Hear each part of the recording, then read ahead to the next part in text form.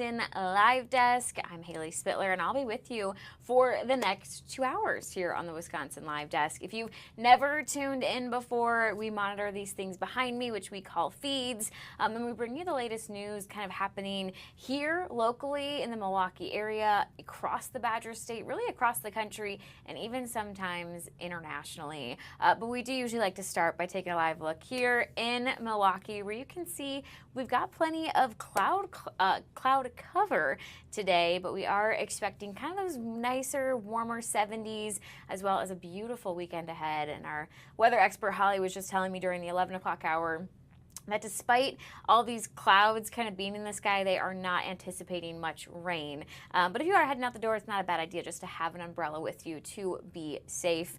We are monitoring a couple of things going on right now. I'm going to take you to Illinois, actually, where you can see there RFK Jr. speaking, and to his left is the AG Pam Bondi. They are talking in Wooddale, Illinois, announcing a new multi-agency effort to address illicit vaping products. So I am going to turn the sound up here and we will listen in for a few minutes. The moral milestones of this drug to let people understand that this is a drug, that it is dangerous, and that it is illegal. And with the hope that we create those stigmas that will fortify our society against another wave of addiction. And you had I'm going to get you had an off topic, right? Go ahead. Sure.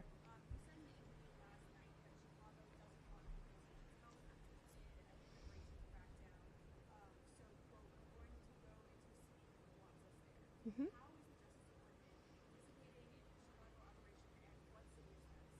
So Chicago doesn't want the president's help. The president's made it very clear. He wants any major city in this country, any city, they want his help. He wants to come in and help them. What we've done in D.C. is remarkable. I was with the mayor last night. I was with the police chief of D.C. last night. We were all together. We're working hand in hand.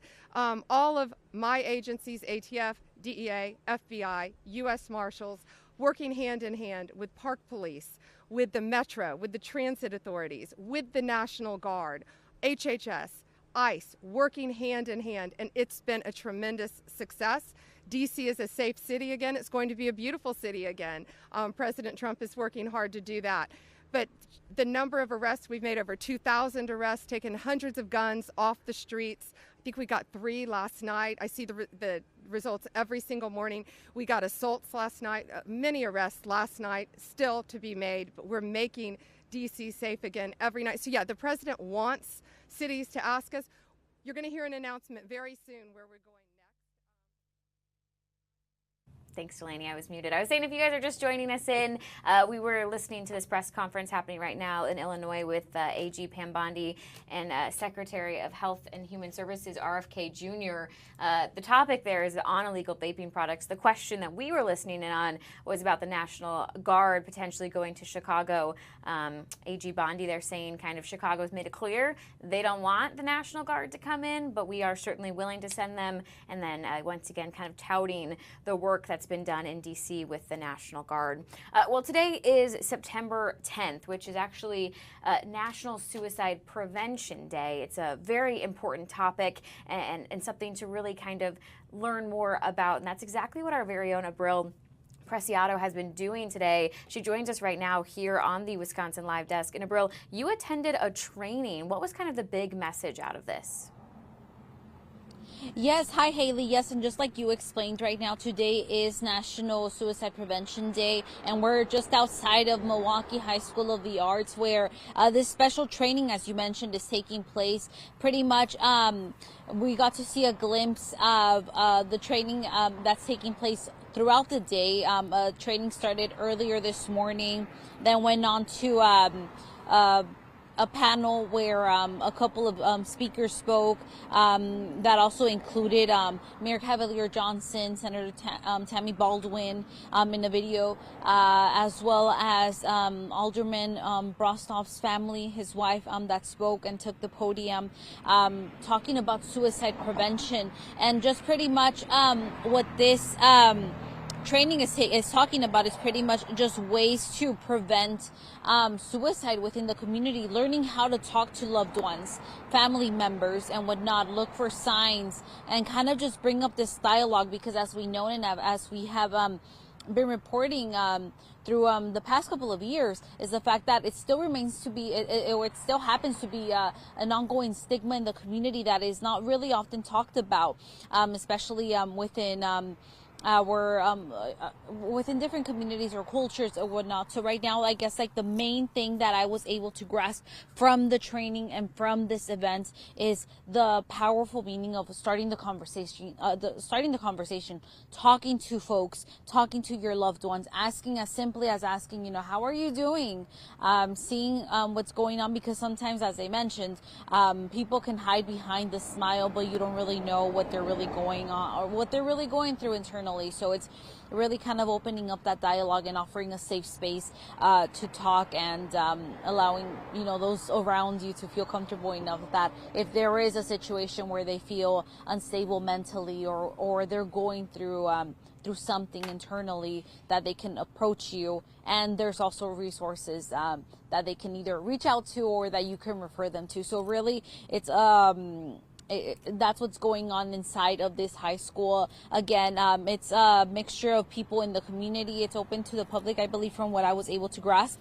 But community members are in there right now taking the training. I believe they said it's 4 hours. And what's cool right now, I'm kind of pulling up the flyer that we're able to grasp or get before I got sent out here. But it says that since Alderman Brostov's passing, over 1,000 students have been trained, and 40 suicide prevention trainings have been hosted in his memory. So that just goes to show the impact that this incident took, and then, you know, trying to make it into something positive by showing awareness and spreading that awareness, and making something greater out of it to help save lives. We were able to speak to Alderman Brostov's mother today, who told us that, you know, she's very much in support of these type of training. She's actually in the current training right now, and she also pretty much advocates for this, and says that, you know, people should consider taking a training like this, like the friendship circle that's going on inside, to help loved ones, to help people save lives. We were also able to kind of speak to another person that's also participating in this training, and she opened up to us. It was actually quite touching just to hear her story. She says that her father has been impacted mentally by the passing of his mother, who unfortunately took her life when he was 17, and it's something that has obviously left a huge impact on his mental health, which in turn obviously kind of, then she says that she's kind of still dealing with things that kind of went on to her. So, you know, it's a real thing. Mental health is a real thing, especially when you come across something as impactful as, you know, a loved one going through these things. And I feel like it's something that should be healed based on what we were able to grasp, and just to help save one another, really. So there's a lot of resources that Milwaukee also provides that are free, and you'll be able to find those links later on in my report and on our Fox Local app. But there are resources available for those of y'all that are watching today. There is help, and you are valued, which is one thing that I was able to grasp from the training. You know, it's letting people know that you're valued, that you're loved, and that you're seen overall. So I feel like it's just a little reminder for all of us. A very important reminder, and a very just important topic, and I'm so glad that mental health and just suicide prevention is a more open conversation people are having now. Brill, you mentioned the alderman there. I know Friendship Circle, I was talking to them earlier this week, and they said he was 41 when he died, which is why they did these 41 tour stops, and today is Stop 41. You were talking about warning signs, and I know you kind of stepped out of the training to do this interview with us, but did you learn any of the warning signs yet that we should be on the lookout for with our friends and family? As far as the warning signs, I know it kind of just depends. They were just starting the second session of the training, but from what I was able to grasp, and at least from what I was able to pick up from talking to some of the organizers, is really there's different ways to approach it. Because sometimes they're undetectable. You don't really know, as mentioned. Oftentimes people have a smile on their faces, or they're super outgoing, and you would be like, oh, they're happy, they're fine, but you really wouldn't know. So really it's just as simple as starting a conversation. How are you doing? As simple as that can open up that opportunity to help out somebody, or maybe detect if something's going on, because maybe from there, if you ask them every day or whatnot, ask a person that, they may be able to tell you, you know what, I'm not well today, I'm not feeling, they'll be more open to speaking with you. So I feel like that's one big thing that I learned from what I was able to pick up from the training, starting that dialogue, as simply as asking, how are you? It goes a long way. It does. It really does. And I like your point, too, about checking in with everyone, not just those you think are struggling. Because to your point, yeah, people can put on that fake smile. And hopefully people, they get more comfortable being vulnerable and answering honestly when, hey, yeah, I'm not doing the best. And, I appreciate you asking me that. Abril, I'm also just curious, because you're there. It sounds like there's a lot of community members there. Do you see more people out and about being more willing to have these kind of uncomfortable conversations about suicide and suicide prevention? I feel like, at least from what I was able to see, once again, I saw a couple of people in the community gathering here to take this training, and I feel that just gives you a good look. And the fact that also actually, just before I forget to mention, the fact that we even saw people in the city, the county, taking part of this event and of the panel discussion portion of this training to speak about it and the importance of it, just goes to show how the city and how Milwaukee is really trying to, make a change and leave an impact with this, and really, get rid of that stigma that lingers in our neighborhoods. Kind of speaking, I guess, from the Latino standpoint, I grew up in a Latino family, and oftentimes, you hear some family members or within our communities, people saying oh no, you're crazy. No, go clean or whatnot. But really it's if there's a loved one that's going through a mental health situation, it's no, let's sit down, let's talk. Therapy is something. Getting help is an option. And I feel like as more of this conversation is going, I've been seeing even then in the Latino community as well, more people speaking about it, talking about it, and saying no, you need help, let's go get that help. So I feel like things like this, these events, these trainings really help. And I feel like it makes the community more open to seeking those services, because we're kind of making them known as, okay, it's normal. We all go through things. This is not just the thing that's oh, you're upset. No, it's let's get help. And I feel like that really opens up the opportunity to not only have people seek the help that they need, but also help save lives, because that's essentially what we want to do. Yeah, absolutely, Abril. I think it's a very important story that you are covering today. And I loved your point about resources, that they are available and that they will be on Fox Local later today. So we'll keep our eye out for that. I know you're working on your story, so we'll let you go. Thanks so much for joining us today on the Wisconsin Live Desk. Yes, of course. Thank you, guys. Absolutely.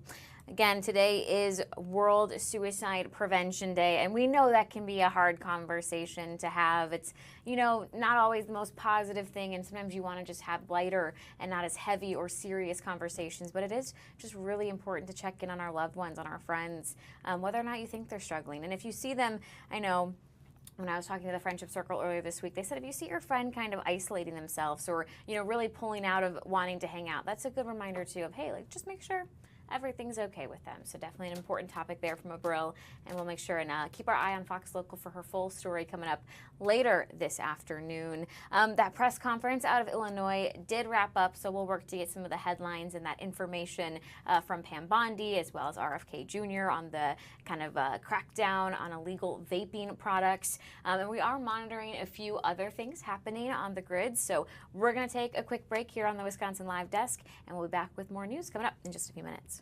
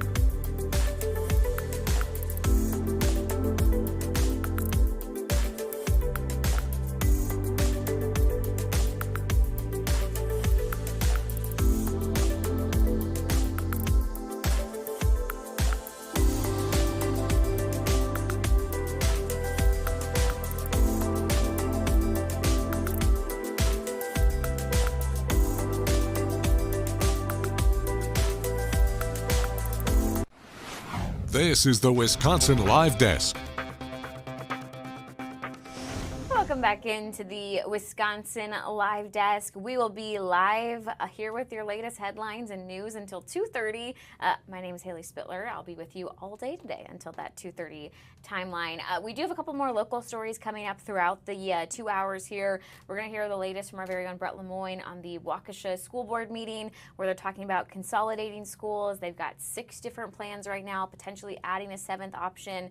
So he'll give us the lowdown there. And we're also hopefully going to hear from our very own Jason Calvi, who is on a story today about kind of the latest effort to start a new commuter rail through Milwaukee, Racine, and Kenosha. So we should hear from both of them coming up in the next hour and a half or so. But if you were here on Labor Day, you're in for a treat because one of my favorite cameras just popped back up on the feed. So you know I'm going to bring it to you here on the Wisconsin Live Desk. It's looking quiet right now. There we go, right on cue. This is our bird feeder camera. Carrie and I were loving this on Labor Day. I still don't know where it comes from, but I just am so fascinated by how active this bird feeder is. A few minutes ago, there was like 7 of them going after the seed there. Wherever it is, it's looking a little gloomy. But that's not stopping the birds from coming out. I mean, it's lunchtime, it's 12:48. They're probably just ready for a little bit of a light meal and they'll go on to their next adventure. I'm optimistic that our bird cam is going to stay online, that we can hopefully check on and in on them, the next couple hours, because I love watching this. Delaney, you weren't here on Labor Day, so I had asked Carrie if he was a fan of bird watching. He said he didn't really do it a ton. Guys, the birds are fighting. Like, this is so entertaining to me. But I'm curious, Delaney, are you into bird watching? Not really. I just haven't really ever done it. What about you? Yeah, I've also never done it. Like, I couldn't tell you what any of these types of birds are. I learned that Gino, our Hollywood insider, he loves bird watching. But I will say, I used to be like, what an interesting, hobby. And now I'm like, I get it. Like, look how fascinating this is, Delaney. There are so many birds coming towards this feeder at such a rapid rate. And now they're all just, gone in a moment. Truly, I feel like if I wanted to, we could just leave this on for the next hour. What did we have? An hour and 40 minutes? Math is hard. That's why I'm a journalist. Because that's how entertaining this is. But we do have other news that we can bring you here on the Wisconsin Live Desk. But I promise we'll check in on this bird cam because I truly find it so fascinating. If you don't, send me a message. But I think you guys will probably like that as much as I do. We are monitoring a few things. Let's head out to D.C. where you can see it's kind of a rainy, gloomy, doomy day there. Taking a live look at the White House where you can see just some rain in the area. Looks like, I don't know if I would call it foggy, but it's certainly misty out there in D.C. where there's a couple of things actually going on right now. In the Senate, they are currently speaking. I'm going to pull that for you right there. There it is. There's also something going on right now in the House. We have a House Oversight committee talking right now about the crime in D.C. and the latest on that. Oh, actually, this is, guys, this is a good day for me on the Wisconsin Live Desk. This is the Senate.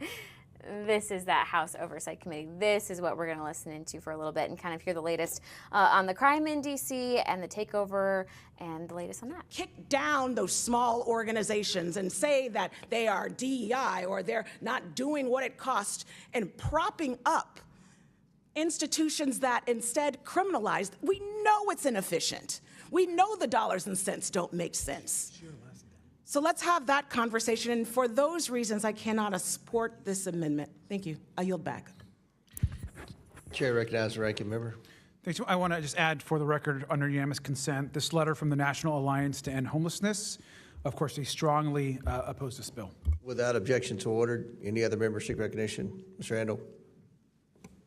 Thank you, Mr. Chair. My colleague from California just spoke very eloquently about the human experience of trying to find safe housing for you and for your child, for your family. I think we have to remember as we debate policy where we're just looking at tools that criminalizing human beings very rarely gets us to the goal that we think we are heading towards. You know, we saw a dramatic decrease in violent crime after the Affordable Care Act expanded Medicaid, and folks had access to meaningful mental and behavioral health care. We've seen a dramatic decrease in homelessness when cities and other organizations focus on a housing first model to give people access to a door that closes, a key that locks it, a safe roof over their heads. We don't often see a dramatic long-term decrease in problematic behavior by criminalizing it. We might like to think that that's the answer, but that alone does not solve any of our problems. There are cities that are, and states like Utah, that are moving back from a housing first model, but I think it's important to outline that housing first shouldn't mean housing only. Giving folks a place to live is not a cure for all mental and behavioral health care needs. It's not a cure for every ill that plagues society, but it is an important first step. Permanent supportive housing programs that wrap around individuals and provide resources and sometimes transportation to get to a job interview or a counseling appointment or substance use disorder treatment. Those are real proven solutions to a homelessness crisis. And yes, building more housing is a solution to a housing crisis. I'm open to a debate, probably in another committee, about permitting reform and ways to ensure that we are building faster, but I can't leave unmentioned that one of the leading drivers for housing material price increase is Trump's tariff war. It's driving up the cost of building material. I'm married to a carpenter. I hear about it all the time.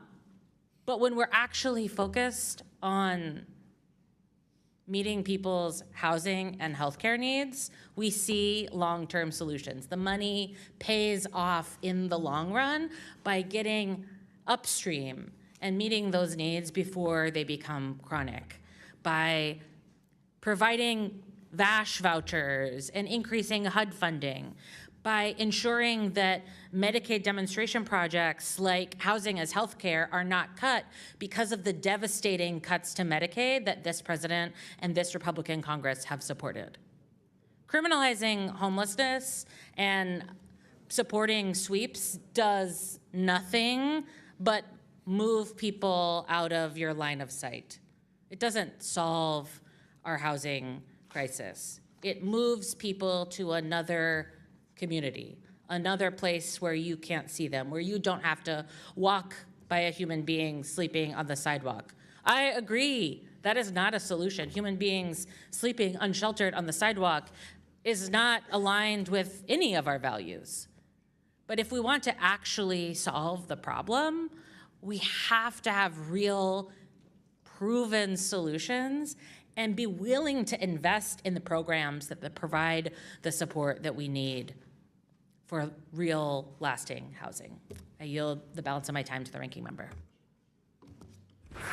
Mr. Chairman. Chair, does any other member seek recognition? Seeing none.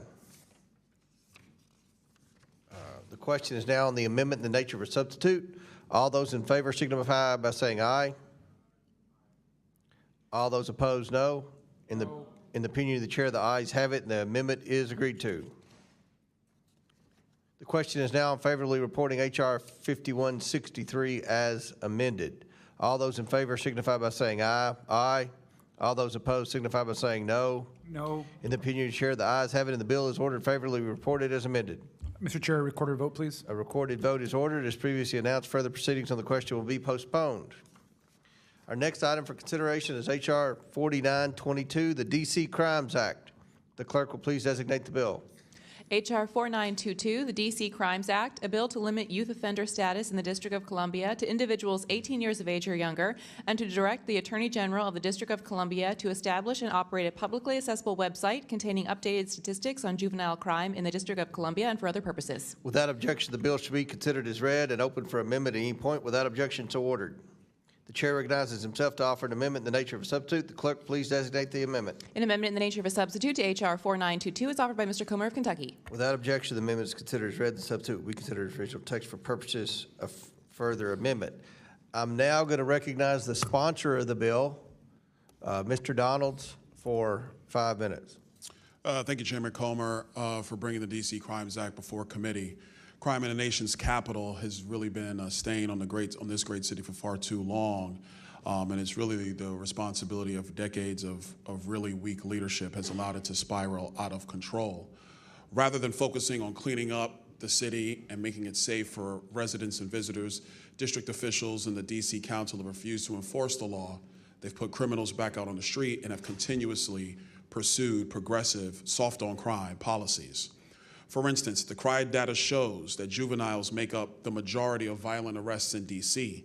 from crimes like robbery and carjackings. And instead of addressing the clear epidemic. If you are just tuning in here to the Wisconsin Live Desk, we've been listening in for a few minutes on this House Oversight Committee discussing the D.C. crime bill. So that is more than a dozen different bills that would kind of further limit Washington, D.C.'s self-governance. It would impose some tougher punishment and just really roll back criminal justice reforms. Obviously, this comes in the wake of President Trump's kind of federal crime crackdown in D.C. I don't know how long this House Oversight Committee will be going for, but we will certainly continue to monitor this, and we'll bring you the latest updates here on the Wisconsin Live Desk. I do want to take you back to some pretty big news here out of Milwaukee. It's a story that we have been covering now for a few days. It goes back to Friday when tragically these two Marquette students were killed in a car crash. And this is Noah Snyder and Scott Mashad. They were two passengers in a vehicle that was hit. And again, they did die on scene there in this car crash. We know they both were lacrosse players for Marquette. And we've been able to hear from some of their former coaches who really just said, these two were the best of the best. They were so kind, caring, they were nice to everybody, and they also said they had such bright futures truly ahead of them, that they were incredibly talented at lacrosse and that they had a lot going for them. And obviously their life's just taken far too soon in this accident. But what we have been waiting for and monitoring is potential charges for the driver. Those came down today. So this is the driver. She's 41. Her name is Amandria Brunner, and she has officially been charged with 2 counts of homicide by intoxicated use of a vehicle. We do know that she is scheduled to appear in court on Wednesday. Certainly, Fox 6, we will continue to monitor the situation and bring you any of the latest updates that come down out of this. We have been able to learn a little bit more about Brunner. So a criminal complaint actually states that Brunner was previously convicted of operating while intoxicated in 2003. She's from West Allis. And according to this criminal complaint that came down today that had those 2 counts of homicide by intoxicated use of a vehicle charges, it also said that kind of on scene on Friday that Brunner failed a myriad of sobriety tests. They said that she had kind of bloodshot eyes, that she was looking kind of glassy, wasn't really with it or there. So again, we had anticipated that these charges would probably come down, but we were waiting for them to formally be made, and they did happen earlier this morning. Again, this is 41-year-old Amandria Brunner. She is now charged in the deadly car crash that again took the lives of these two Marquette students who were on the lacrosse team, Noah Snyder and Scott Mashad. This has certainly hit the Marquette campus and just the whole community really with a lot of grief. And I know it's a hard time for a lot of the students on campus to process how quickly things can change and the loss of these 2 students. And it's something that we will continue to follow. This crash, it happened near 27th and St. Paul around 5 p.m. last Friday. So again, this is certainly something that we will continue to monitor here on the Wisconsin Live Desk. She is anticipated in court, and if anything comes out of that, we will bring it to you here on Fox Local and on Fox 6. A lot's going on, though, in the Milwaukee area as far as your sports teams go. So we're going to take just a quick break here on the Wisconsin Live Desk, and then we're going to get you ready for, let's see, Bucks not too far away. Packers very near.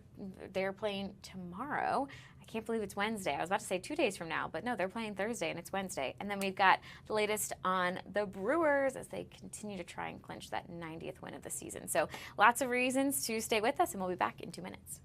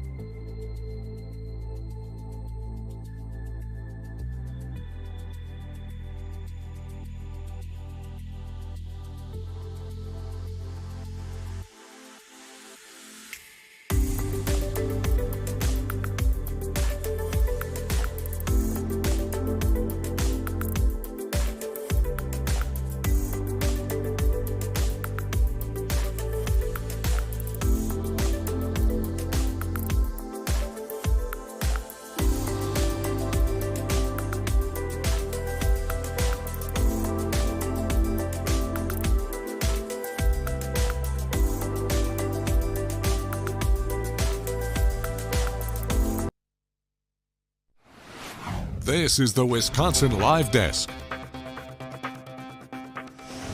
Welcome back into the Wisconsin Live Desk. It is Wednesday, it is hump day, and it is just after 1 p.m. here in the Milwaukee area. Not sure what time it is where you're tuning in, because you might be on the East Coast, you might be on the West Coast. Either way, we're glad you're joining us here on the Wisconsin Live Desk. We've got a lot to talk about when it comes to sports, because it's crazy to think about it, but we are just 6 weeks away from the Bucks being back right here. We're taking a live look at Pfizer Forum. That's right, the NBA season, it's starting really soon, 6 weeks from now.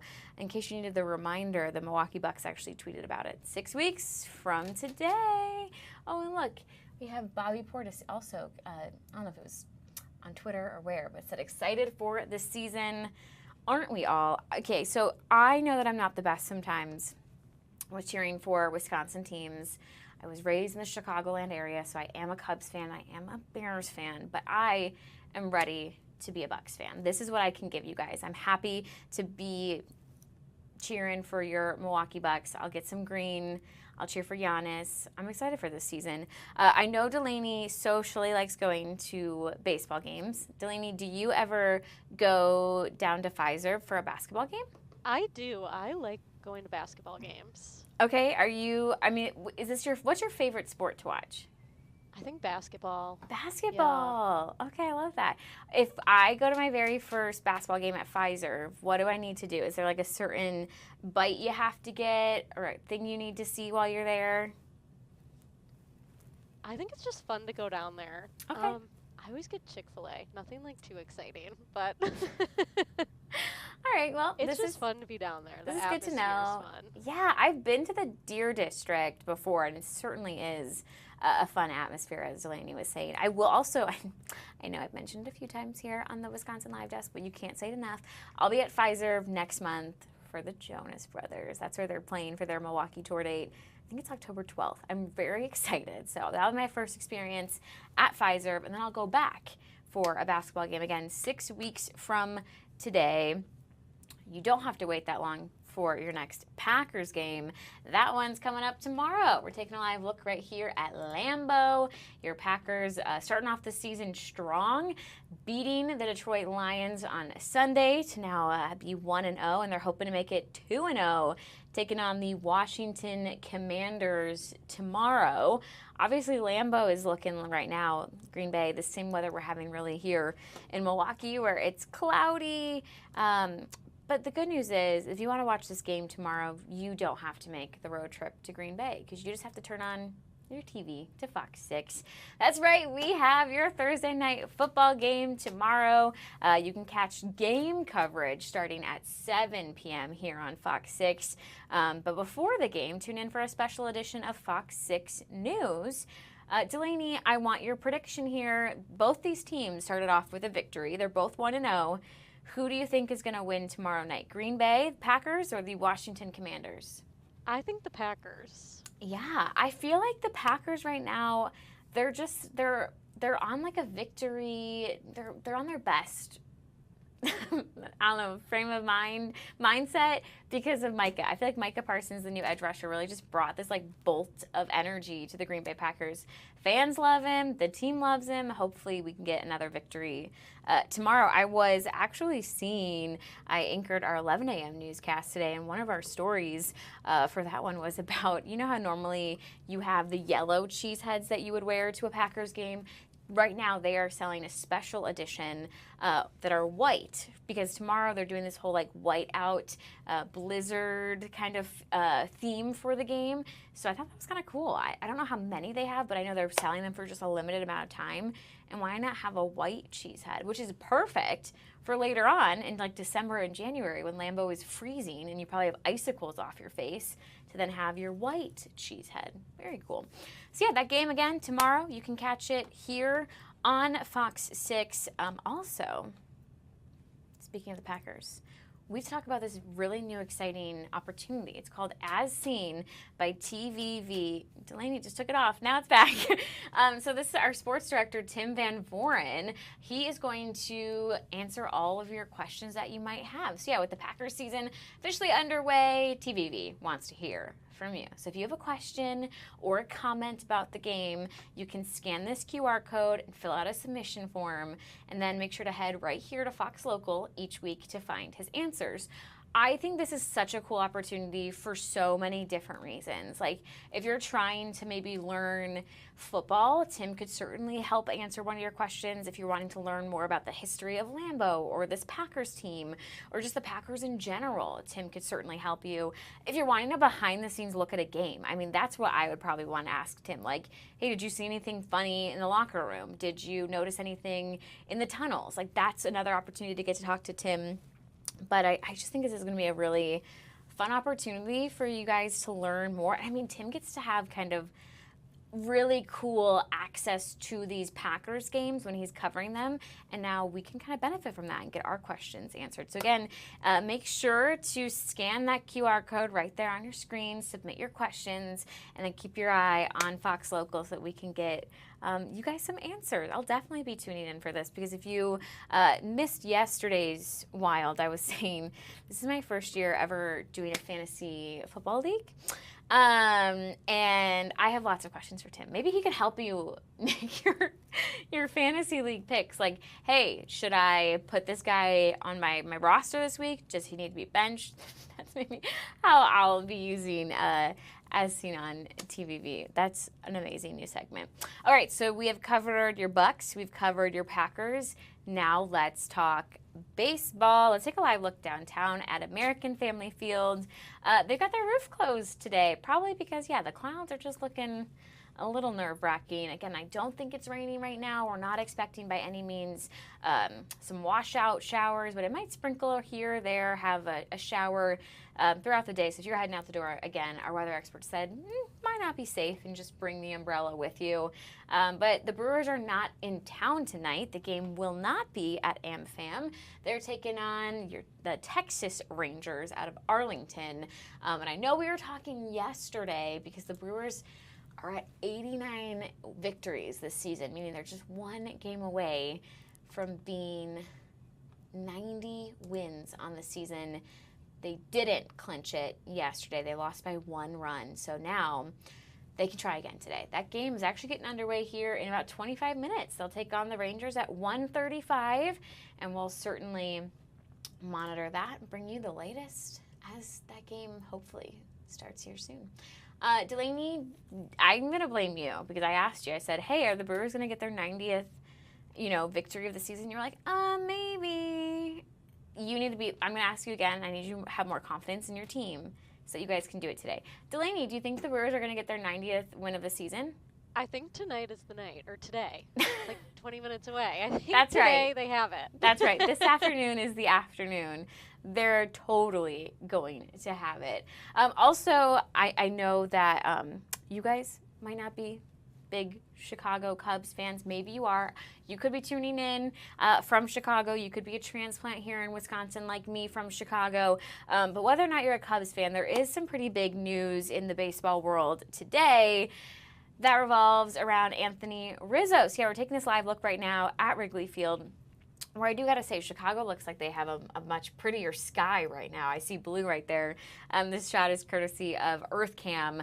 But Anthony Rizzo is going to officially retire as a member of the Chicago Cubs on Saturday, and then he's going to join the organization as a team ambassador. So Rizzo has not been playing this season. He did several seasons, actually. First, he was a Chicago Cub.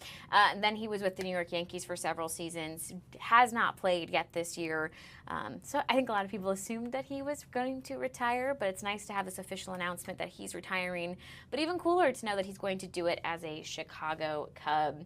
Anthony Rizzo, obviously, he's 36, so he spent 10 of his 14 Major League seasons with Chicago. He was our first baseman, and of course, he was there on the team that got that World Series win in 2016. He was a 3-time All-Star, a 4-time Gold Glove winner, 1-time Platinum Glove winner, and a 1-time Silver Slugger Award winner for the Cubs. But really, he is just so loved by the Chicago fan base. For a while, we were the lovable losers. Some would argue probably that we're once again the lovable losers.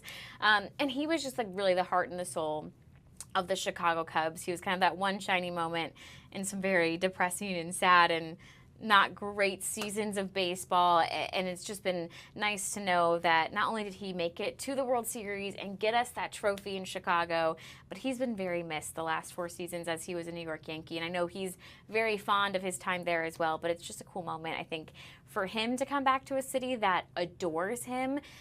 Truly, I think he could do no wrong in the eyes of most Chicago Cubs fans. And it's also just exciting for, I think, Cubs fans to get to put their Rizzo jerseys back on and to get to know that he's going to retire with the Cubs. And also that he's taking on this team ambassador role. I mean, I think so many people want to see more of Rizzo out and about, at Wrigley with the team in doing something like this role. So just a lot of exciting news, I think, for Cubs fans, for Rizzo, and I just think maybe even for baseball fans.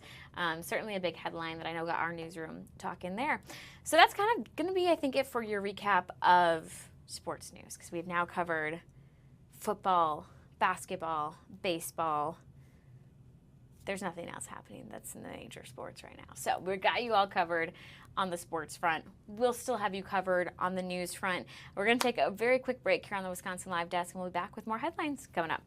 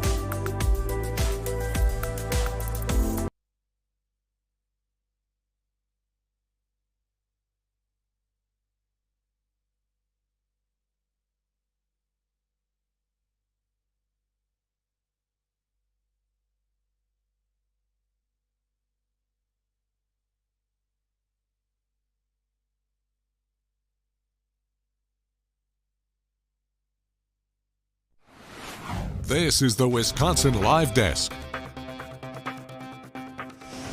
Welcome back into the Wisconsin Live Desk this Wednesday afternoon. Time check for you, 1:18. We're just about rounding out the first hour of the show, and then we've got hour 2 coming up right after that. I'm Haley. I'll be with you here on the Wisconsin Live Desk until 2:30. And if you're like, that's the girl from Labor Day who loves the bird cam, correct. So let's just take another live look. It's been a minute since we checked in at the top of the show here. Again, I don't know where this bird camera is. It just occasionally pops up on the feeds, and I get mesmerized by it. This bird right now is huge. We were looking, Delaney and I, during the commercial break at a different angle of this bird. It is so big, and I just love that it's chowing down, getting some bird seed. I think that everybody who has bird cameras or bird feeders should put a camera on it.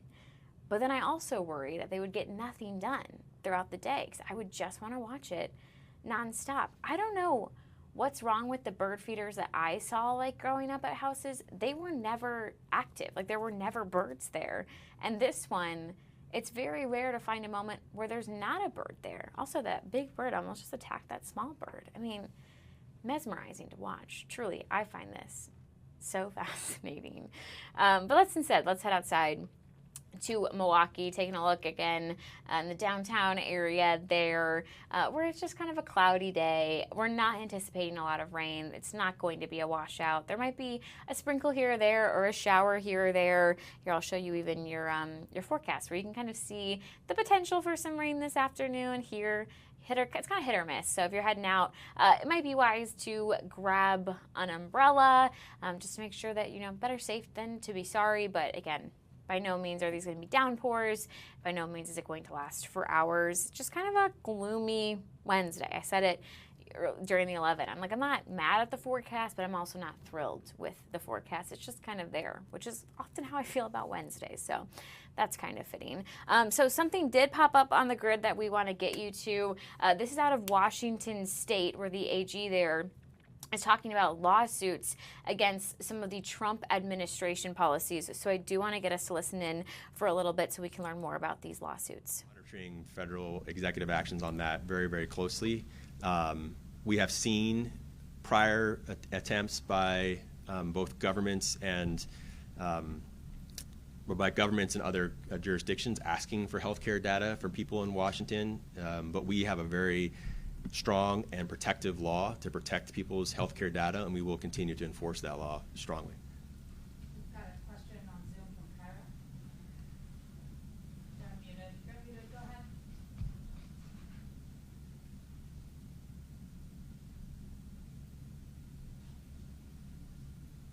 Sounds like you're muted on your side. If you want to unmute yourself, Kyra. I'm so sorry about that. James Lynch. I just wanted to ask a question about DOJ's threats to send the National Guard, federal officials, ICE into so-called sanctuary jurisdictions. Do you have a status update on that here in Washington? Is there a strategy about how we will combat that? Yeah, we see a lot of bluster, obviously, from the administration, from the so-called border czar, talking about invading American cities. The way that they talk about it, frankly, is offensive. They seem to relish and take some pleasure in the idea of sending the National Guard into American cities with duly elected mayors and representatives. We continue to have and will continue to defend the Keep Washington Working Act, which limits that sort of cooperation with federal immigration authorities. It's been a law of Washington State now for over 6 years. I think it has proven to be an effective tool to both generate public safety and commit to public safety while also protecting the civil rights of people, both documented and undocumented alike. If the National Guard was mobilized here, again, we will look to see the legal pretext for that and to see if there's actually a legal basis for that. I don't believe the president or the administration is utilizing the National Guard for public safety reasons. I think they're using it as a pretext for the authoritarianism that we're seeing from the Trump administration. Because if they were serious about addressing crime in America, they would work more closely with states and law enforcement across the country. They would also focus on the cities that have the highest per capita crime rates, which just is not Washington, D.C., it's not Chicago, it's certainly not Seattle. But that's not really what they're after. They're after creating a military state in American cities and really abusing the use and the traditional purpose of the National Guard. But we will abide by federal law and Washington law and make sure Washingtonians are protected. Another one on Zoom from Jake at the Washington State Standard. Jake? Hey there, thanks. Speaking of federal requests for information, wondering if you've been brought in at all on the request for information on Medicaid spending for immigrants without legal status recently, and whether or not you think the feds are entitled to that information and what you think that could be used for. Again, it's one of those areas where, yes, our team is aware of the types of those requests. We obviously have client agencies that are impacted by such requests. And if there is a legal basis for those requests, then we will abide by them. It seems to me that the administration is intent on, despite all their public comments about making America healthier, is stripping away the health care and right to health care and access to health care from people, which does not make us safer. But we'll work with our client agencies to make sure we're fulfilling our obligations.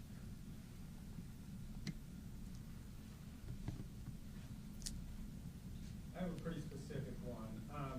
You, with a bunch of other states, sued, I think in July, to stop the administration's reinterpretation of the Personal Responsibility and Work Opportunity Reconciliation Act. Say that again. No, I got you. Yeah, I can't. Pre-war. Protects, Head Start funding, among other things, for certain groups. A judge's stay on that expires today. I wonder if that's going to be extended or what you know about what happens next. Well, I never try to predict what's going to happen next. Ultimately, those issues are before a court, and we're in court with many other states challenging the administration's actions. But I'll just tell you, we'll update you after today's decision or a court hearing about it. Any other questions? Well, let me just end by, again, thanking all the people that work in this office. I've said to many people, the Attorney General's office is the second largest law firm on the West Coast. We have people in 13 regional offices all across the state, and there's a tremendous amount of work that they are doing to make Washington better. And some of that work, much of the work that we're talking about today, is in the headlines and generates a lot of public attention, but there's also another huge bucket of work that has nothing to do with Donald Trump or the federal administration that is impacting Washington, is making this a better place to live, and I'm proud to be in this position and working with my colleagues every day. Thank you, everyone. Alrighty, if you're just joining us, we were listening in here as the Washington AG was providing kind of an update on some lawsuits against the Trump administration. We actually know last month, AG Brown, who we were just hearing from, he joined 19 other states and the District of Columbia in suing the Trump administration for attempting to block access to more than $1 billion that Congress intended to go to victims and survivors of crimes under the Victims of Crime Act. AG Brown said that there might be an update after a court hearing today, so certainly something that we'll continue to monitor there. I know we kind of caught the tail end of that press conference as he was taking questions and providing a couple of answers there. We do want to just head outside really quickly, not in Milwaukee, but in New York. This shot just popped up on our grid system here at the Empire State Building there in the middle. Always a fun view to go to NYC. I don't know if you guys saw this, but New York City, I guess it wasn't really New York City, it was more Broadway making headlines yesterday. Hamilton, so Hamilton the musical is celebrating its 10-year anniversary, which is crazy to me to think that it's been on Broadway for 10 years now, opening back in 2015. But it's really exciting because as part of the 10-year celebration, Leslie Odom Jr., who was the original Aaron Burr, is coming back for a limited run to that role on Broadway, and his official first show was last night. And so it was really cool to get to see this standing ovation that he received at the very top of the show yesterday. Aaron Burr starts out the show, and so when Leslie was on stage, just the entire audience erupted into quite the cheers and joy and just a lot of clapping. He was great in that role, so people always forget. Hamilton the musical won a ton of Tonys back in 2015, but Lin-Manuel Miranda did actually, that's the creator of the musical, actually did not win the Tony for Best Actor. He was Alexander Hamilton. It was Leslie Odom Jr. who won the Tony for Best Actor in the role of Aaron Burr. So personally and selfishly, very excited about that because I am going to New York next month to see Leslie Odom Jr. in Hamilton. That is the entire purpose of the trip. Several months ago when they announced that he was doing this surprise special run, I don't think any of us anticipated it. I, on that same day, was like, I got to grab a few seats and we have to go see this because, I mean, you want to be in the room where it happens.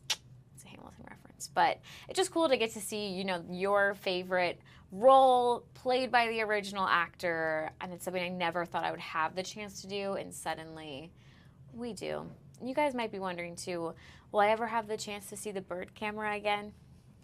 You will. Right now, we're going to take another live look here on the Wisconsin Live Desk. Some would argue it's a slow day. It's not. We just love the bird camera, okay, guys? Again, when is this bird camera quiet? I don't know, because I am constantly seeing birds. Also, how does it stay full? That's my next question, actually. They're eating what seems to be a lot of seed, yet there's still plenty of it there, and there's no human replenishing it, so I got questions there. And this bird's messy. He's got food all over his head.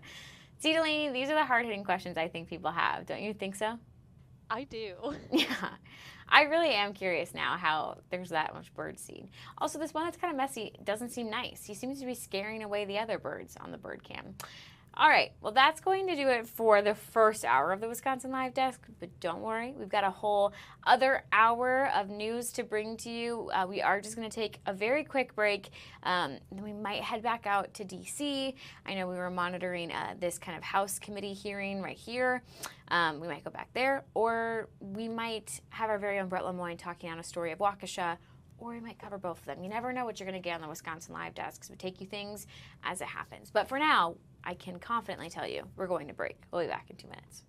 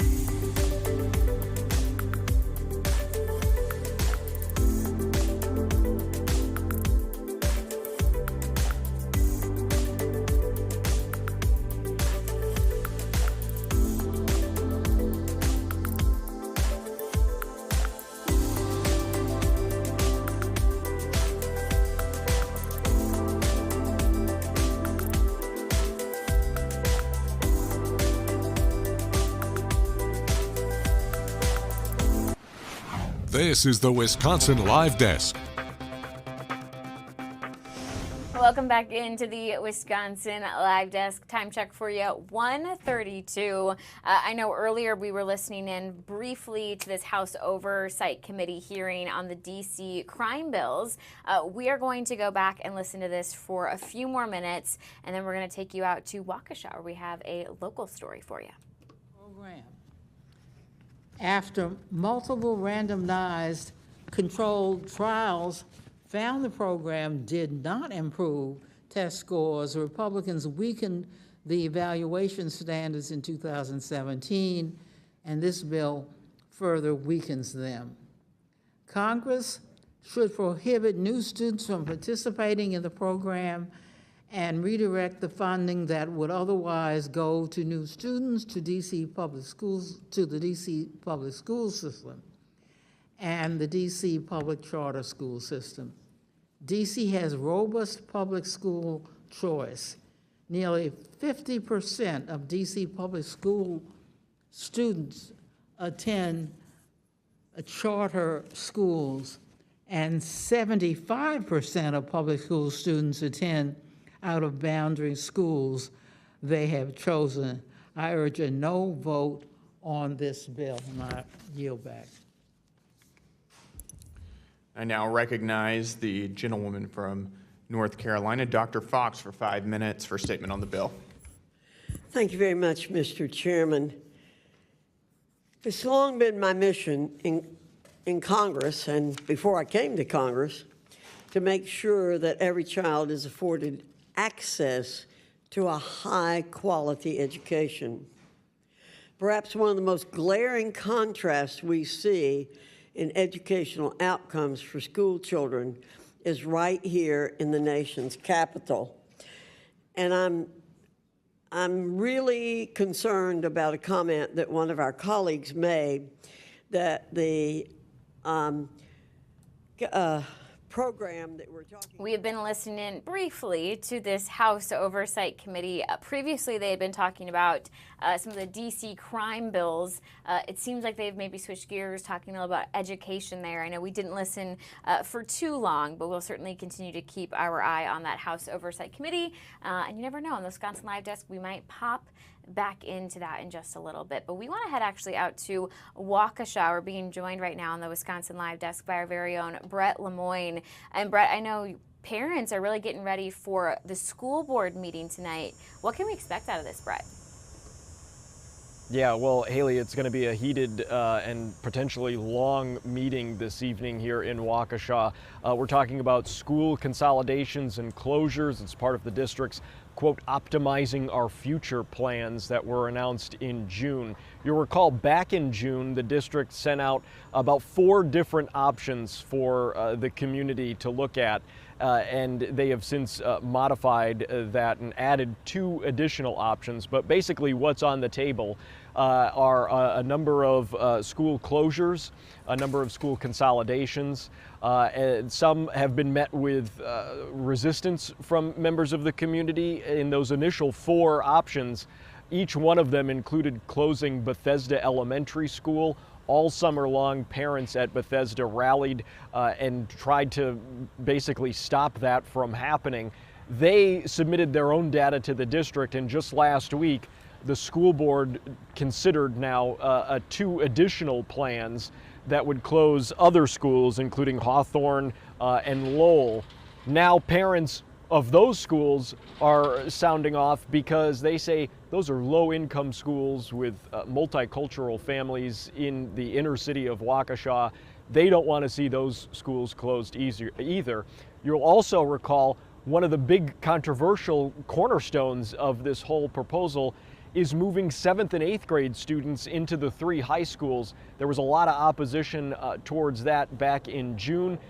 I just spoke with a parent that is in the Bethesda community, and she says they're now actually kind of warming to that idea. They're hoping that the district actually moves forward with a plan that will stop these consolidations from being considered in the future and just kind of take the reins of this now, so that we don't have to worry about this long term, that they can have a long-term solution here and now. But also, that is met with opposition. As you can imagine, Haley, there's lots of different voices that are involved in this story. The Alliance for Education in Waukesha, a grassroots group, is asking the district and will ask the district tonight at their meeting to actually put a pause on this whole thing. If these plans continue as they had hoped, as the district had hoped, they are looking at either in October, November, or December making a final decision and implementing these changes at the start of the next school year. So in the fall of 2026, at least one of these options or a combination thereof could become a reality. Brett, you're talking there about a lot of the pushback to these possible changes. I'm curious, has the school district or the school board spoken out on why these changes might be necessary or how they could even be beneficial? Sure. Well, enrollment is the number one issue, Haley. The school district says that enrollment, especially at the elementary school level, is at a very significant low district-wide. So they're hoping that by consolidating, especially at the elementary school level, that they'll be able to kind of right-size the district in terms of its overall population. But again, they're looking at a host of different options. One of them, again, being consolidating essentially the middle schools into the high schools. And there's some support and some opposition for that as well. But mainly the district is saying, look, if we can do this now and get long-term plans in place now, we won't have to keep going back year after year to make some difficult choices that obviously impact lots of people here in the city of Waukesha. Yeah, I would imagine too, if you're a parent, this might get a little overwhelming or just confusing when you talk about there now being 6 potential plans for that consolidation efforts. I know you've spoken with some parents. Have they mentioned any questions that maybe they have about these possible changes that they feel like haven't been answered yet? Sure. Well, they've been asking questions since the day after the announcement of what those initial 4 options are. So yeah, they're hoping that the district will once again listen to the voice of some of the parents that are out there and maybe at least consider putting a pause or a delay on some of these seismic changes here that could affect generations of people here in the city of Waukesha.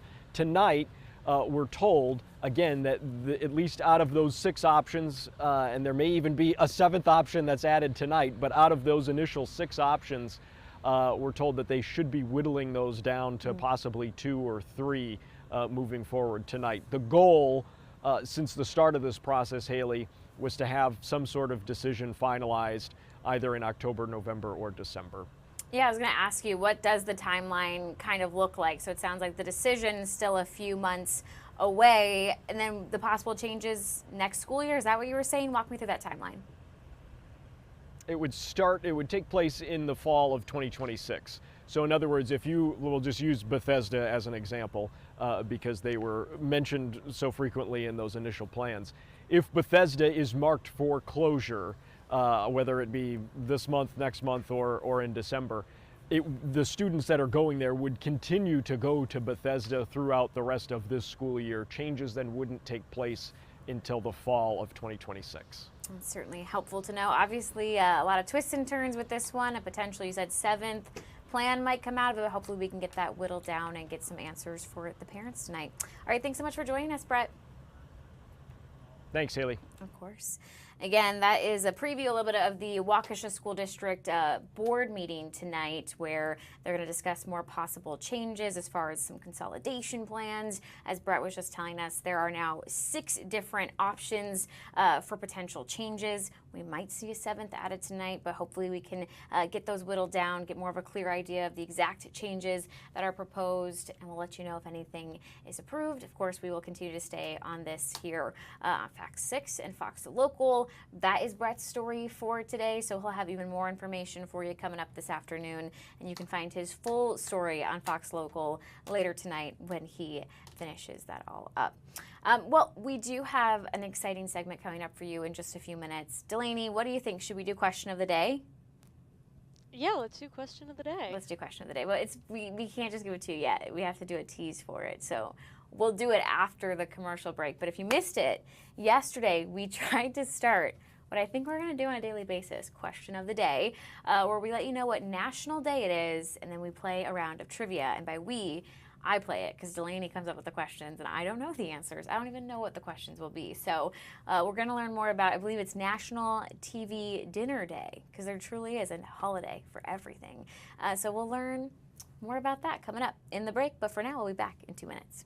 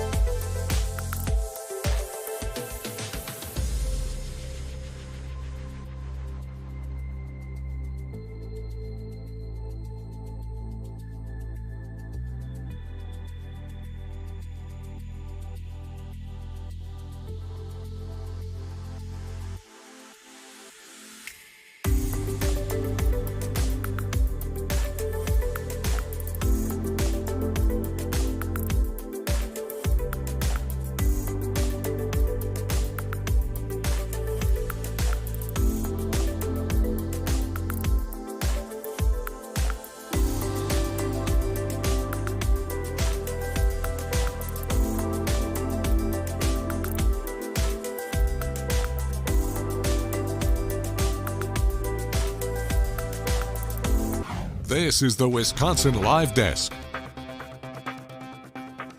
Welcome back into the Wisconsin Live Desk. It is 1:45, which means we have exactly 45 minutes left together today, this Wednesday. Hello to wherever you're joining us from. Maybe it's Milwaukee, or maybe you're planning a trip to visit Milwaukee soon, which means you might go here, the Mitchell International Airport, where I hate to break this to you guys, we just missed a plane.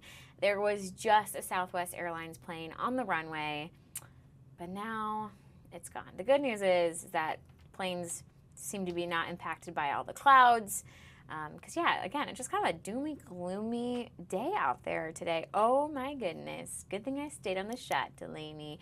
We got an American Airlines plane. I love watching planes. I hate being in them. So another like weird thing about me. But I wonder if this plane just landed or if it's about to take off. Either way, hope they either have or had a safe flight. I love that we caught a plane. Okay, I feel better now. I felt bad that we missed the Southwest one. But now we're good. Which means now we have question of the day. So today is National TV Dinner Day. So I think the question, Delaney, is going to be, what is your favorite like frozen meal? Do you have one?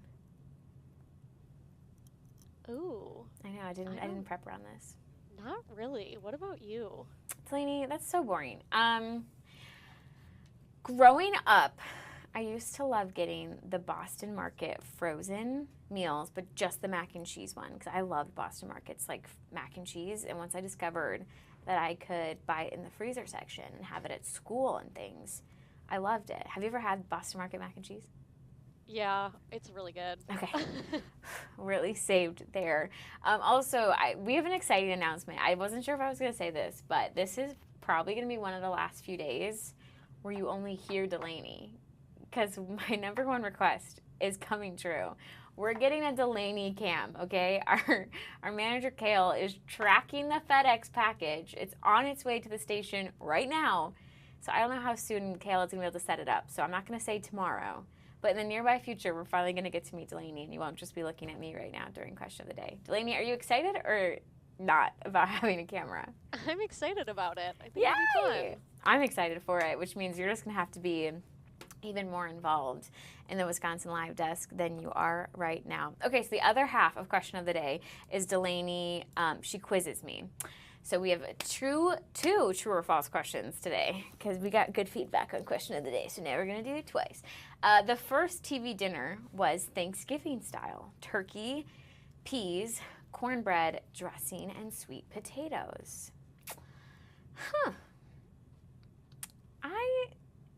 I don't know. I think there's a lot of detail in this, so I'm going to go, Delaney, with true.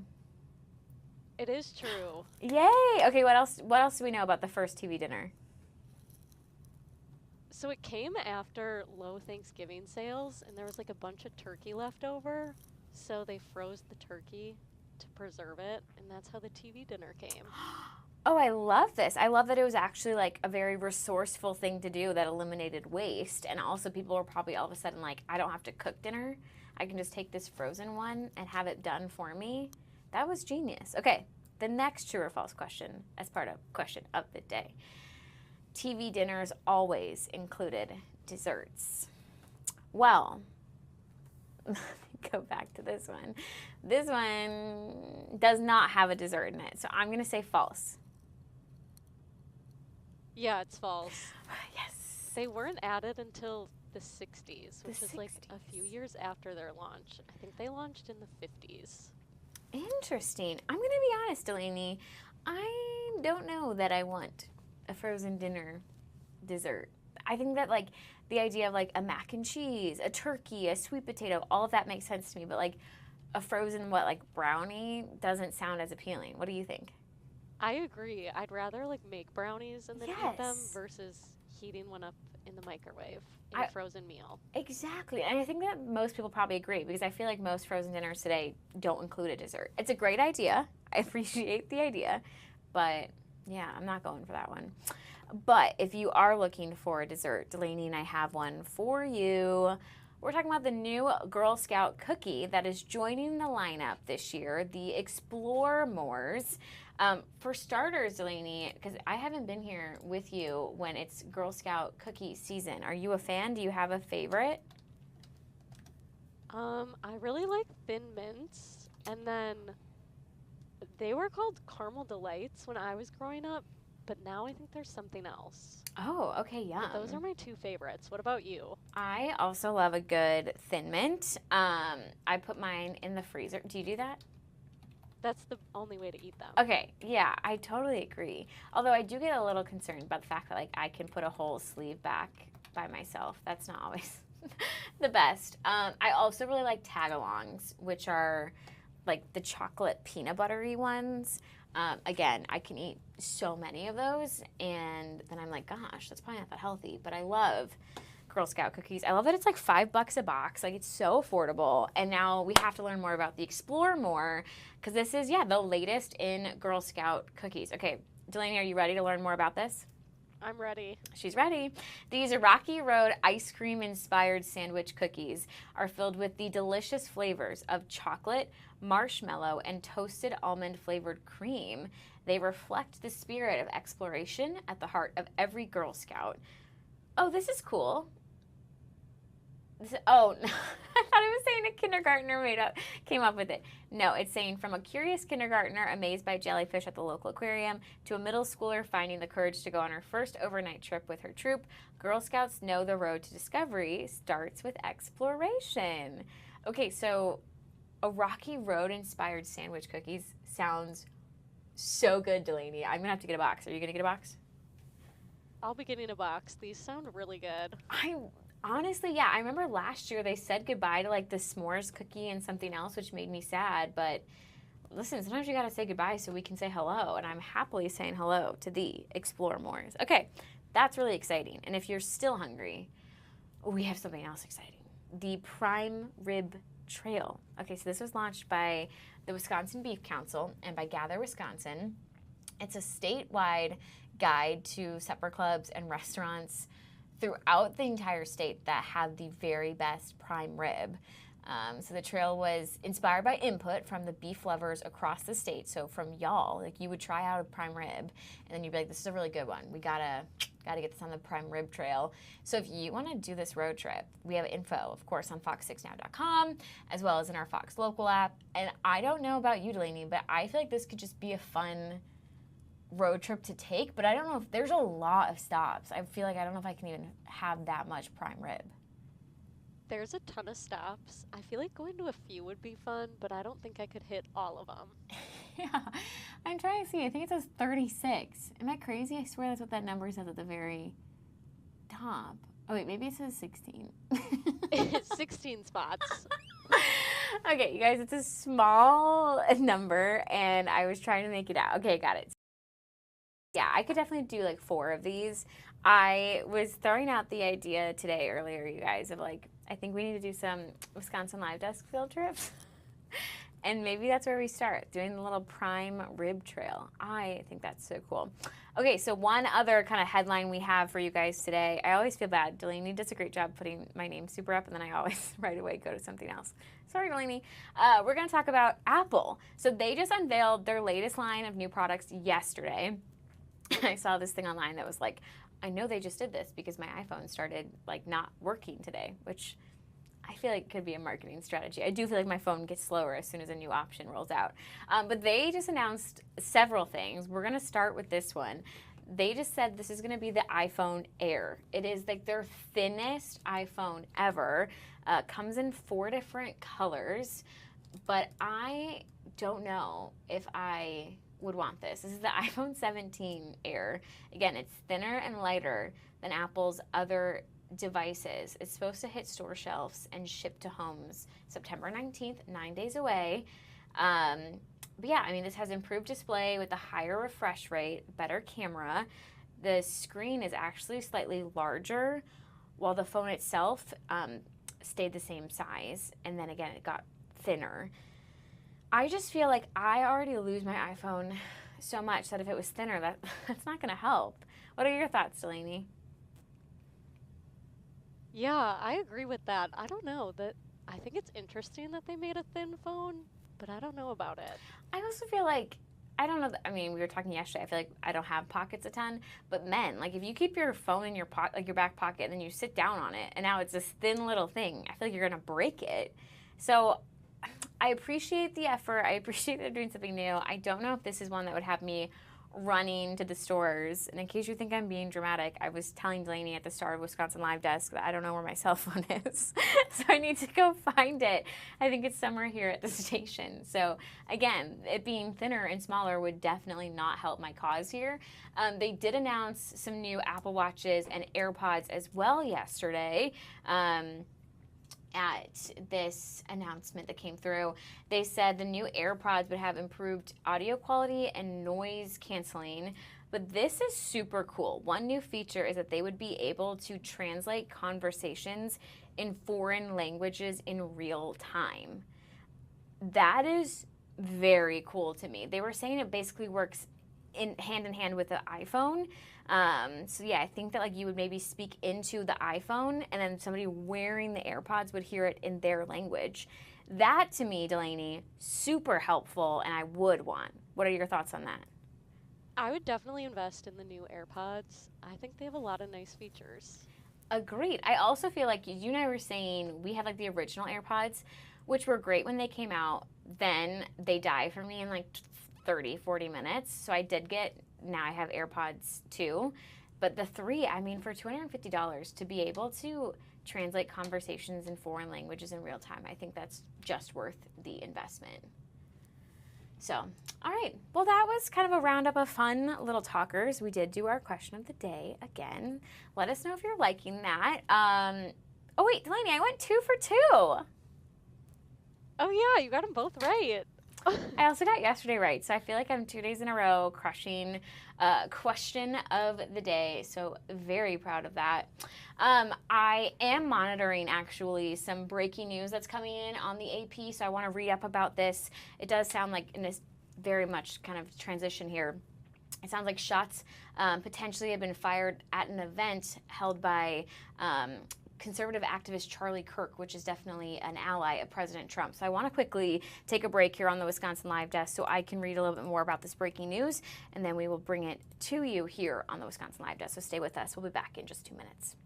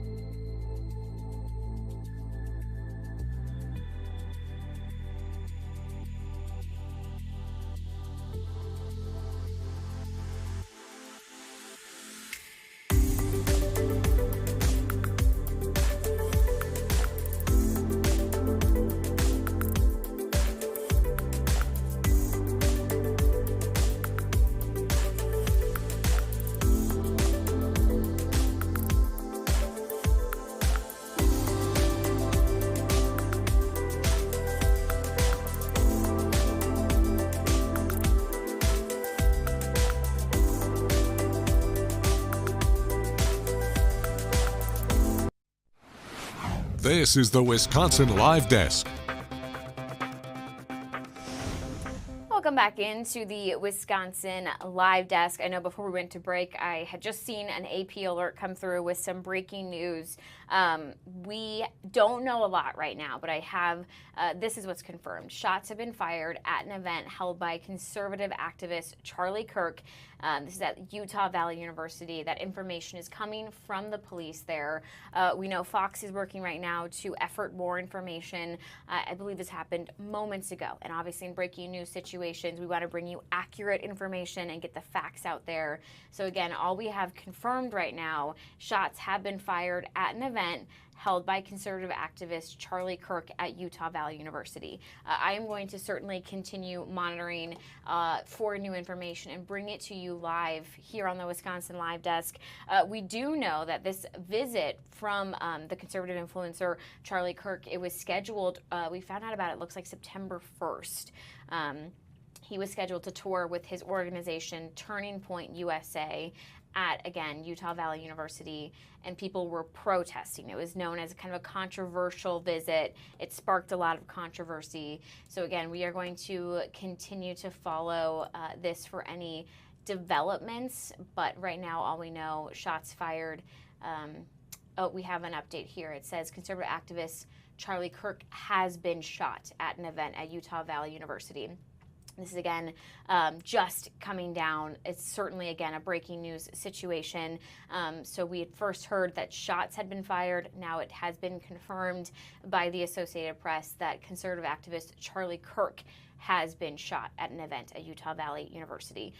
We don't know what state he's in, what condition he's in, any of that yet. So I will monitor this. Again, we want to bring you the facts. We want to bring you accurate information, certainly a developing situation there.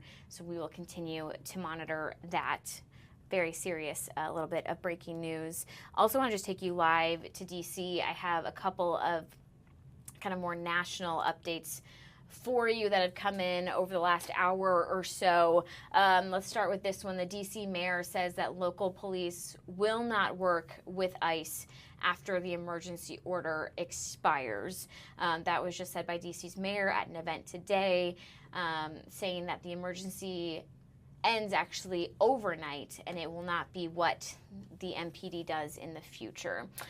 Just reading a little bit more about this right now. The district's local police have been drawn into hundreds, if not thousands, of federal law enforcement operations during the last 30 days.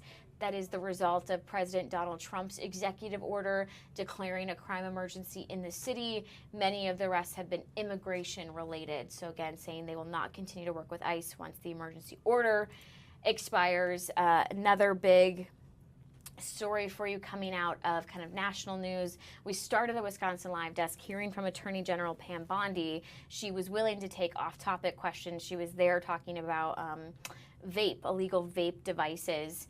But one of the questions that she did talk about was the death penalty possibility in the Charlotte train killing. So if you missed that story, a Ukrainian refugee was stabbed in the neck and killed while riding on that North Carolina train.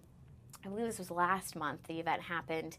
We heard the president earlier today asking for the death penalty in this situation. Again, AG Pam Bondi says that no decision has been made on that. So we'll again monitor that. Again, some new breaking news coming into us here on the Wisconsin Live Desk. We're going to take a live, let me get this source for you here, and we're going to listen in on the latest of this. Let me get this up for you. And then I'm just going to get you sound again. This is breaking news coming in. We're going to get the sound. Here you guys go. The ongoing response and investigation. So we're getting a lot of different comments coming in as several agencies will be involved. We know that students there at UVU, we have been told that they received an alert that someone who was speaking there on campus was hit by gunfire. They say a suspect is in custody. At this point, we have no information about who that person is, but it's important to note that all of this is still developing. I mean, this just happened. Word getting out, maybe, Christina, 30 minutes ago. I mean, it's developing at this point. So we have very limited information, but we can't tell you that Charlie Kirk, the CEO of Turning Point USA, shot, according to police there, on the UVU campus as he was speaking at an event there that apparently had a lot of people. I told you that he posted there on social media on his X page, maybe minutes before all of this happened. He posted photos showing all of the people that were there in attendance and said, "We are back." So here we are, just maybe 30 minutes later, following the fact that he has been shot there on campus. Yeah, it's very eerie to see that. I'm going to put the post up here for you, Josh. Absolutely. He said, "We are back. Utah Valley University is fired up and ready for the first stop back on the American Comeback Tour." And so once again, if you're just now joining us, we do know that this was going to be his first location there. He was going to be hosting his if you're familiar with any of his content, his Prove Me Wrong table, which gives audience members an opportunity to stump him as a political pundit. And of course, we know that in this day and age with so much happening on social media, this tweet went out fairly just a few minutes before we first got word that this may have happened there on the campus of Utah Valley University. And so we were expecting to see him do this, but that wasn't going to be his only stop in Utah this month as well. He was expecting to attend Utah State University on September 30th to do the same.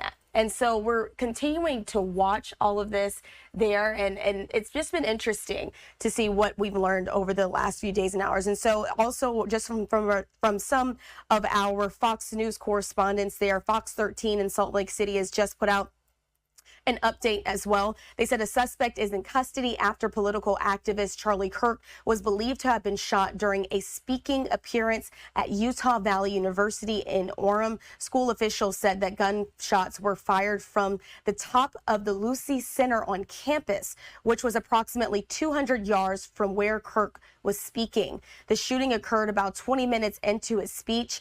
His condition, though, is currently unknown. We do know there as well from Fox News saying that at the time of that shooting, he has now since been hospitalized. And so we've been seeing reaction as well. FBI Director Kash Patel saying that he was going to be monitoring and his agency is going to be monitoring and that they are on the way. But again, this is going to be a major response to something like this, especially as we're talking about Charlie Kirk. In fact, Fox News is now reporting that President Trump is saying that we must all pray for Charlie Kirk. We'll work to get that post up for you as well so we can see some of the reaction coming really from the highest office. Josh, again, this is one of those developing situations. We've been in this seat for many of these times. When this happens, it's always uncertain as these bits and pieces start to come out. It's never a rush full of information. It takes some time for those officials to have things confirmed because they don't want to put out anything that could be false.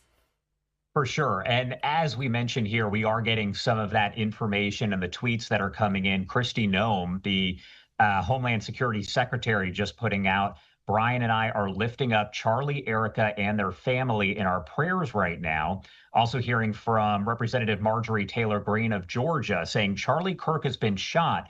Pray for him. Now, she did share video of the shooting. However, we are not showing that, of course, on air.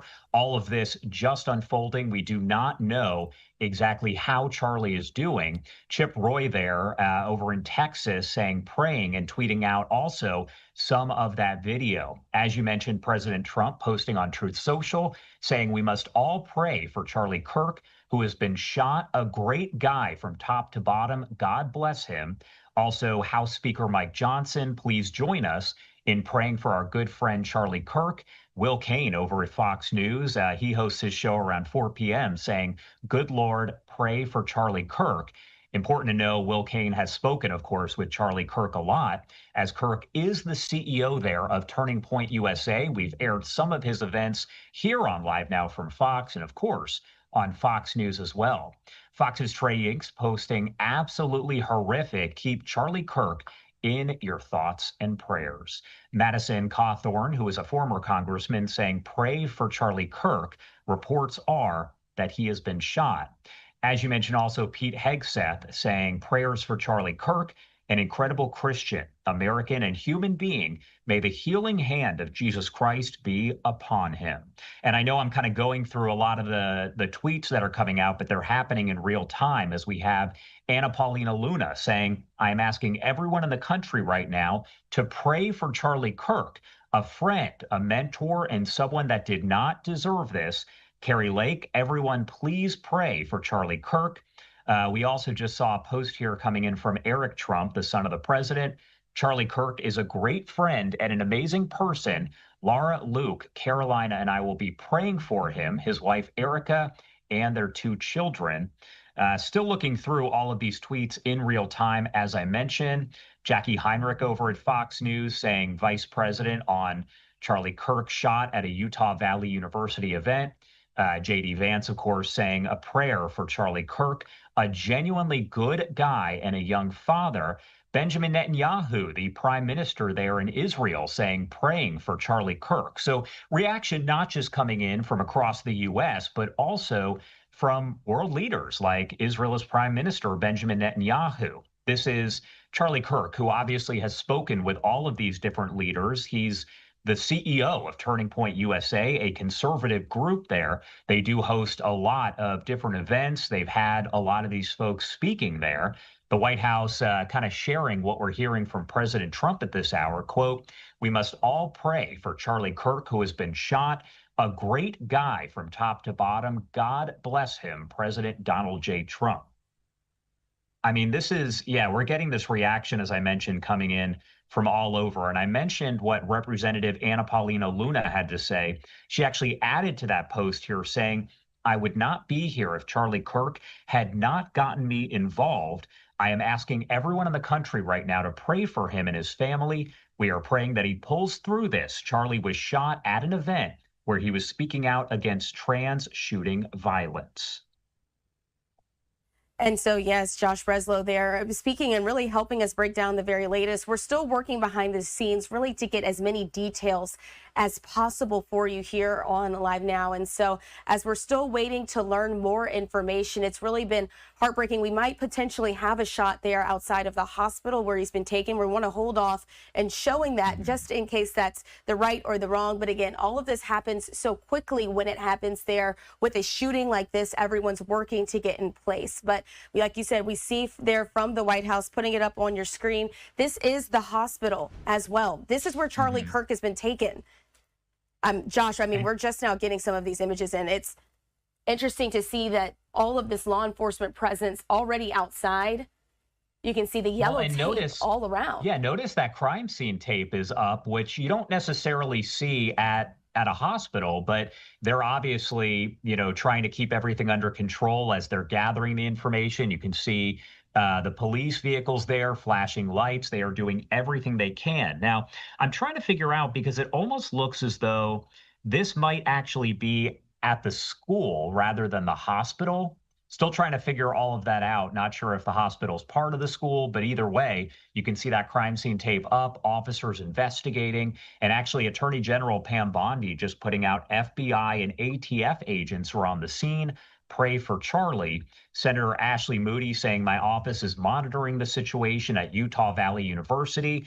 I pray for Charlie Kirk, the students, and this nation. And House Republicans saying, Lord, we lift up Charlie Kirk in this immediate moment. Grant him strength, his doctor's wisdom, and the kind of protection only you can provide. Sorry to interrupt you, Christina, there. I'm just seeing all of these posts that are coming in right now as everyone is learning about this situation unfolding there over in Utah. You do have so many different officials who are posting on social media, sharing their thoughts and prayers. Looks like we do have Brian Kemp, who is the governor there of Georgia, saying, please join us in praying for Charlie Kirk. Political violence is never the answer. And Congressman Brandon Gill there saying, pray for Charlie Kirk. And you were right. It appears that that is the hospital there, possibly a part of campus, because you're seeing folks with backpacks and things of that nature. But we did just see the emergency entrance that was there as well. And Josh, while we're talking about this, how we actually have this shot there, I also want to show you that there are several reporters that are now mobilizing on the ground. We're only going to be able to hear just a little bit about what they say. This is one of those other shots. It just went down. I was going to show it for folks. But again, this is the shot that we do have outside of the hospital. And as you said there, Charlie Kirk, he's the conservative activist and the founder of Turning Point USA. We have from time to time also put some of his events up on Live Now. So we're very comfortable and very familiar with what he has to do as far as Turning Point USA goes. But again, it says that in an official statement, according to Kirk's spokesperson, he had been shot at Utah Valley University, condition unknown at this time. He was set there, though, as a part of his American Comeback Tour, which was the first stop of it at this point. And so we're still continuing to see law enforcement agents. They are going in and out of the hospital. This reaction there happening in Utah. I mean, everything flipping on its head in just a matter of moments. We were seeing there initially from some of that reporting with Fox 13 there in Salt Lake City that where Charlie Kirk, they believe he was shot from was just 200 yards. And so let's at least, again, continue to kind of watch these scenes, and we're going to continue to work to get other shots as well outside of that hospital and maybe some of the scene as well. And so we haven't seen any of that video footage come in, but as you mentioned, Josh, a bit earlier, with those tweets that were coming into our newsroom, we were able to also see what Charlie Kirk himself had said in the moments just before this all unfolded. But like you said, we're seeing that reaction from those lawmakers, things really starting to pick up as we're looking ahead. Yeah, and I can tell you that we've heard from several governors, as we mentioned, whether we're talking Democrat or Republican. We had Gavin Newsom, who posted about this situation, praying for Charlie Kirk. Now, the Utah governor did actually say that he is tracking the situation. We also know that several other senators, Republican senators, Democrat senators as well, and other lawmakers say that they are doing everything they can to gather that information and keep a look on it. Now, California Governor Gavin Newsom, as I mentioned, saying, quote, the attack on Charlie Kirk is disgusting, vile, and reprehensible.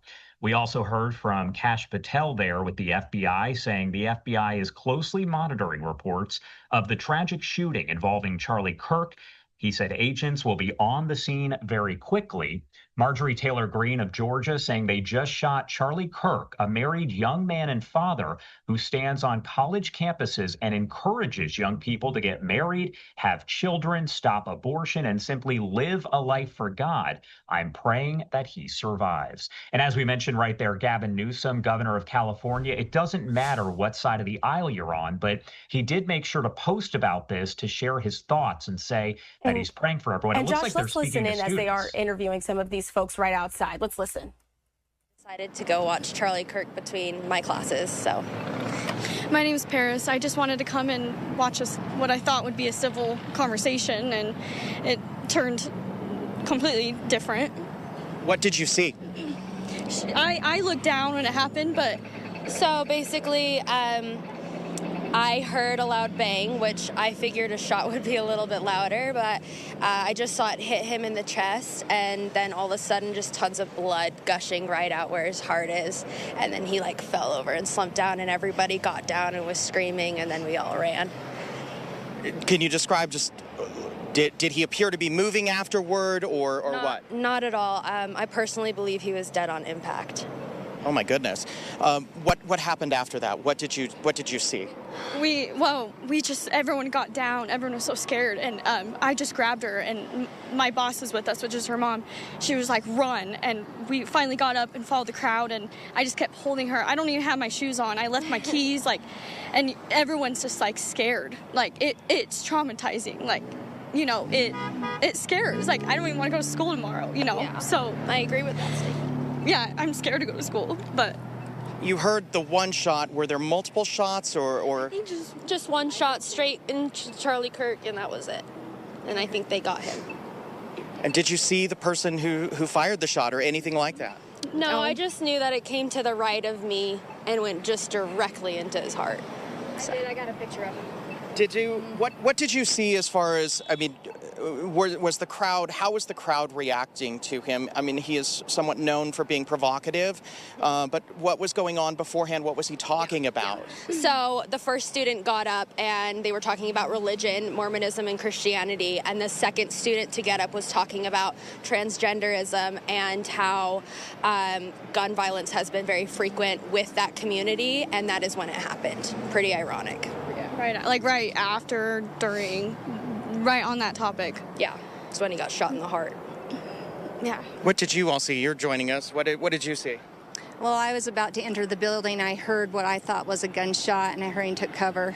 And then I saw the students running out, and I saw her. She was panicking. I thought she was having a panic attack. So then I grabbed her, and we ran through the tunnel, and then just brought her to my car over here to get her to calm down.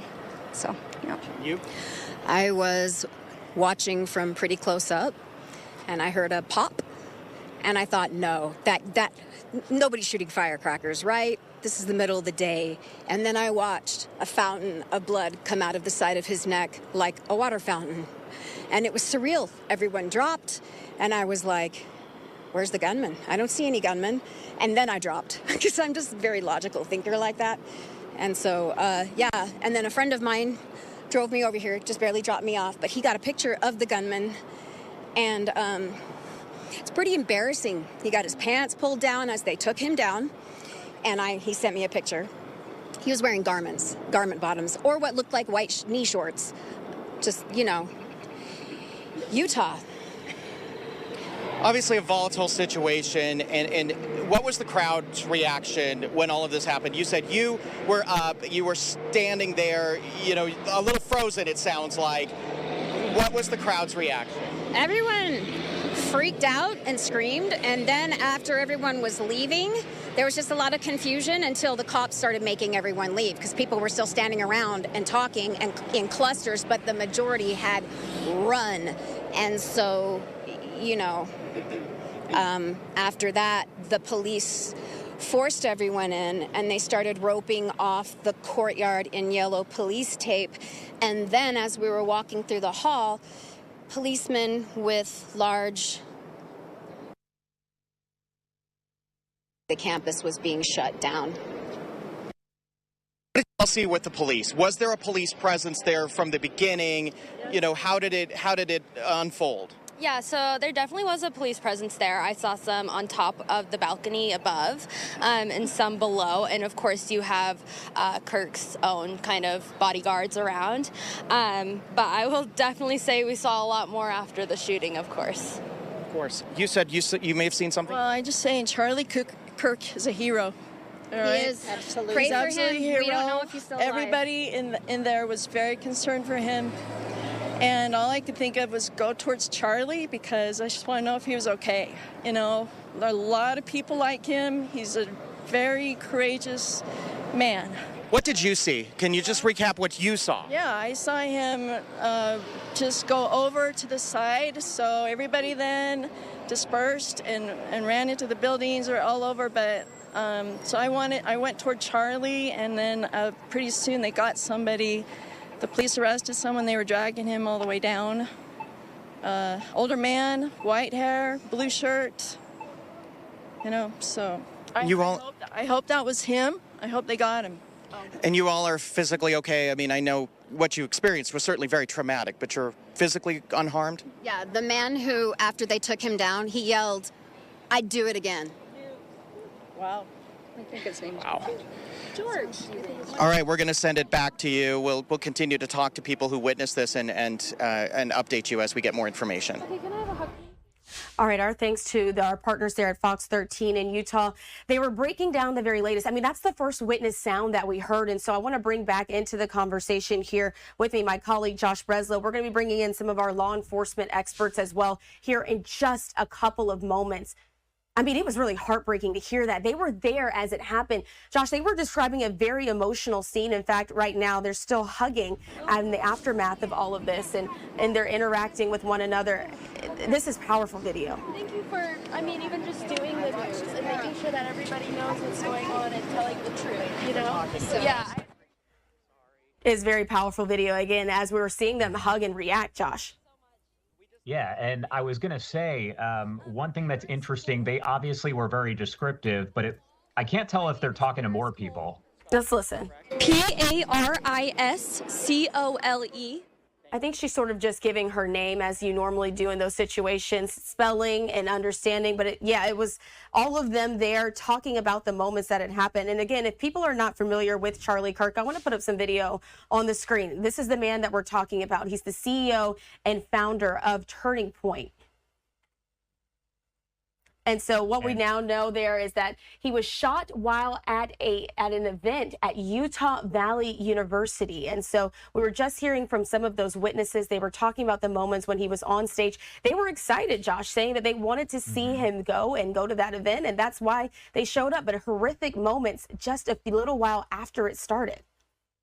Yeah, and I was going to say, we showed a bit earlier, but there was that post on social media that he made from his account maybe 2-3 minutes before all of this unfolded. He showed the large crowd and said how excited he was to be there. This is part of a tour that he's on, and he was going to be at other colleges as well, including over there in Utah and elsewhere. You can see this video right here on your screen that shows Charlie Kirk, who we've seen on our station before. We've seen him on Fox News. He is known as a conservative analyst, so to speak. He is the head there of Turning Point. Now, if you are just joining us, I do want to read this statement, very brief, that came in from Kirk's spokesperson, who told Fox News, quote, "Charlie Kirk has been shot at Utah Valley University, condition unknown," end quote. And the reason I wanted to mention that is because you heard from some of those witnesses who said what they think. However, I do want to make it clear at this point, we do not have any kind of update on Charlie Kirk's condition.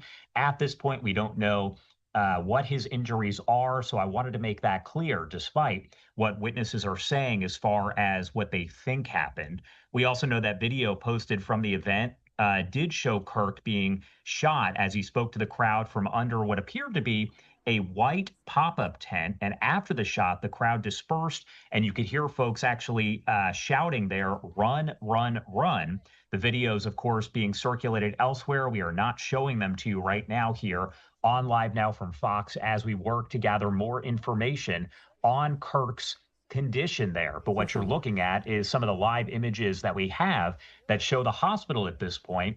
Law enforcement agents from all over. We're not just talking locally, but Kash Patel, the director of the FBI, saying that the FBI is going to be there on scene.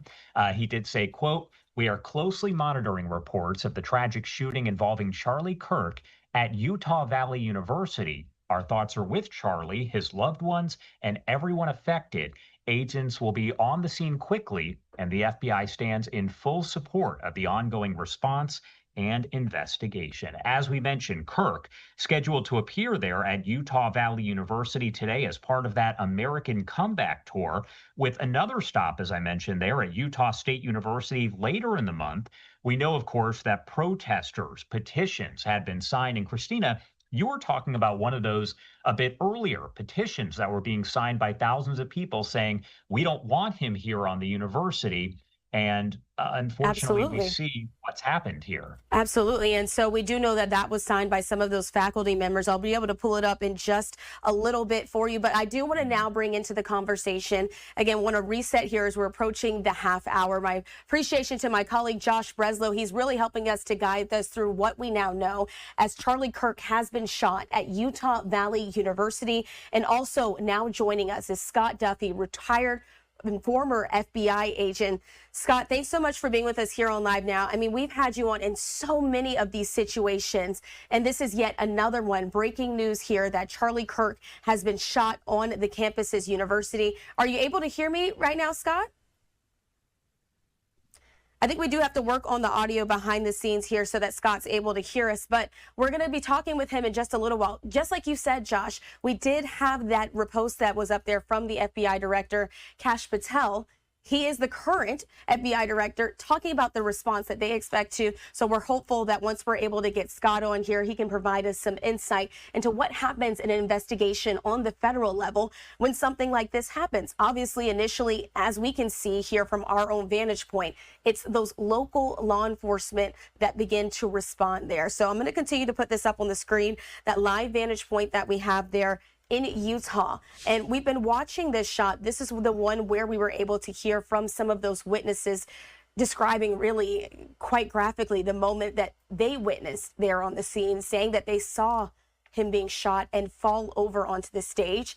It did tend to get a little bit graphic there in their description. And so we didn't want to, as you were talking about, Josh, this is just one reporting of what they saw. We do have to wait some time for this to get confirmed by some of those other media organizations that are there on the ground, including the Associated Press, as well as those partners we're going to be relying on here with Fox 13. I do want to put this up on the screen.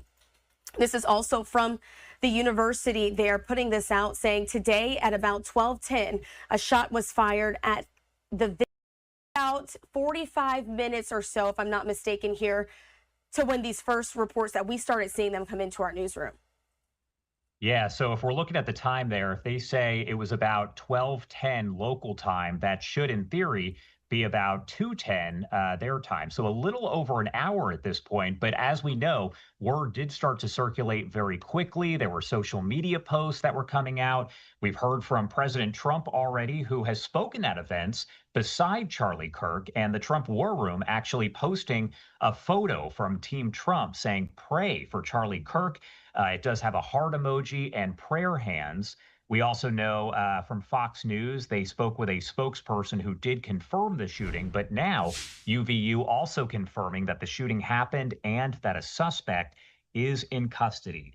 J.D. Vance, the vice president, saying, "Say a prayer for Charlie Kirk, a genuinely good guy and a young father." And we're not just hearing from folks with the Republican Party, but as we mentioned earlier, we're also hearing from folks on the other side of the aisle. Gavin Newsom, California governor, saying the attack on Charlie Kirk is disgusting, vile, and reprehensible.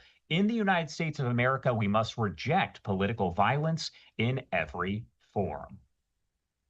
And right, that's right, Josh. And so like we said, we're expecting to see and hear from some of our experts here to help us break down the very latest. But Josh, as we're taking a look at this scene again, the response that you're seeing, how often is it that in these situations that you've covered that you've seen this many police outside of the hospital after a victim was taken?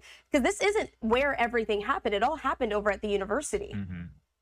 Yeah, and it's not clear just yet, essentially, how close this hospital is to the university. If it's on the campus, we're working, of course, to figure all that out. But I would say, I mean, this is standard in a situation like this, but factor in the fact that we're talking about a high-profile figure. He is the CEO there of Turning Point. He appears at various events throughout the year quite a bit. He interviews some of those big names like President Trump, Vice President Vance. He has those folks on his different shows constantly. So we're talking about a big figure. We're also talking about a shooting that took place at a huge event.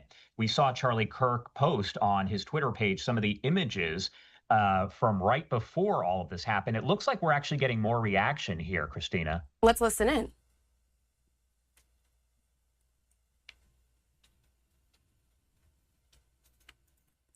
Seems like their audio is not coming through right now for these additional witnesses. So we'll continue to watch this shot. If they are able to speak, we'll continue to listen in there. But I do want to now bring into the conversation.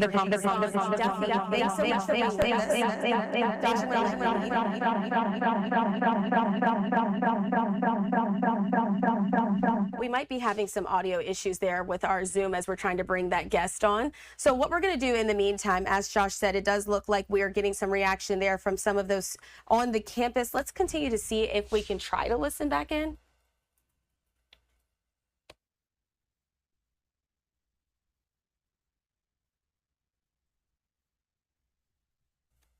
All right, unfortunately, no audio on that shot. So we'll continue to pivot here on Live Now from Fox. We're showing you all the real-time things that are happening there on the scene. And so, as you can see, so many folks there outside of this hospital where Charlie Kirk has been taken. They're going to be seeing some reports continue to come out about his condition. It's important to know that all of those major news organizations and sites have since said that they can just confirm that he has been hospitalized at this point. And that was also according to his own official spokesperson. They said his condition is unknown. And so, again, there has been video that has been posted online as some of these cameras there in the area are roving at this point.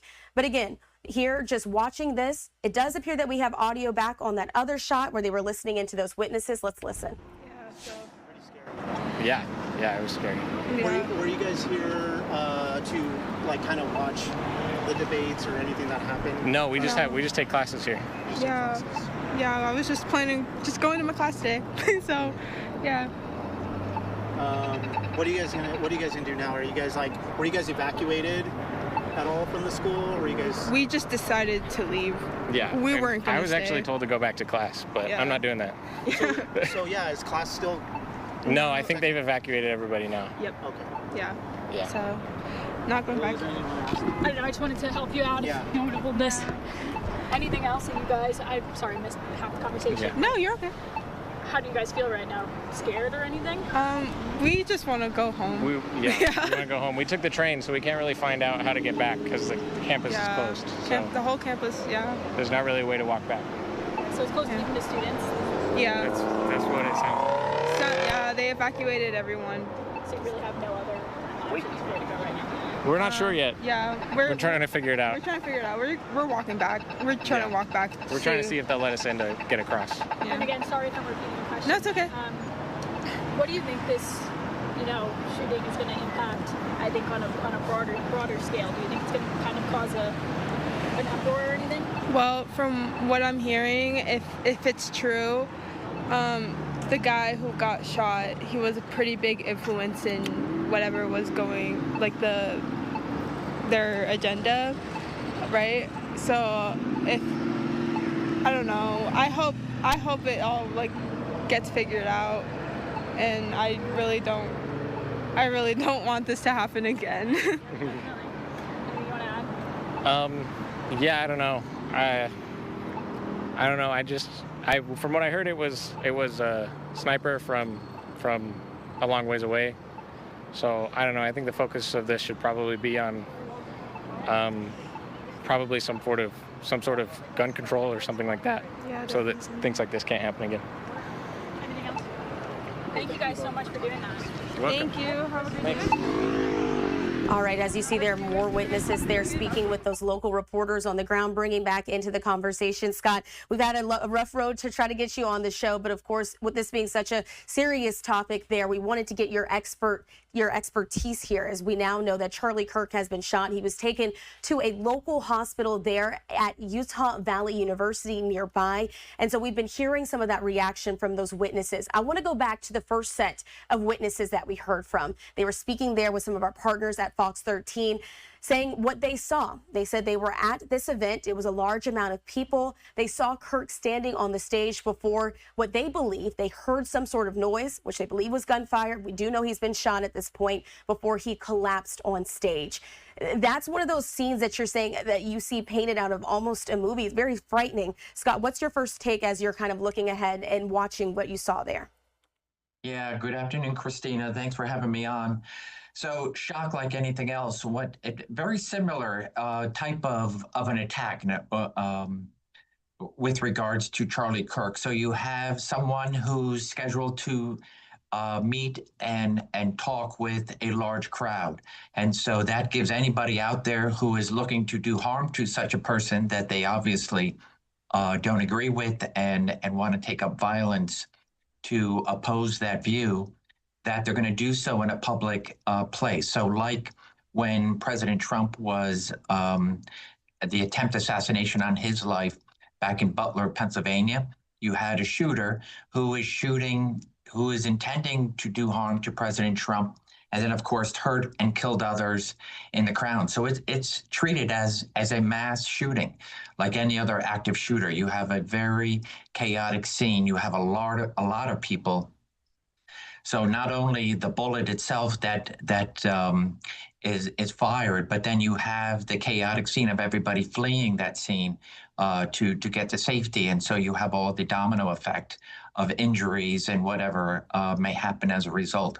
So yet another shocking, tragic act of violence on someone that is so popular, so well regarded in that movement. And as you can see with those attending the rally and then of course there to see, to hear, and to like anything else as we have with these to celebrate. And so this is yet another tragic circumstance of somebody using violence to try to silence a voice. And so, Scott, as we're watching here, we do know that the school officials said that those gunshots were fired from the top of the Lucy Center on campus, which is approximately 200 yards, I should say, from where Kirk was speaking. I have to ask you, does it matter when you're being shot from a certain vantage point what that action looks like? Do we know any insight into how that investigation looks, being that it wasn't point blank, it wasn't right in front, Scott, at this time? So when we're looking at what this looks like for that investigation, does this mean that there are going to be multiple locations that folks are paying attention to, law enforcement? Yeah, so the distance does mean it first and foremost, the sheer training that I would say goes into anybody that's going to take a long rifle here in this regard, and to be able to execute their plan and hit their target. I mean, I'm a trained law enforcement officer, having spent many years in local and in the FBI. I train a lot. I wasn't a marksman. I wasn't a sniper, but I trained both with my sidearm and long guns.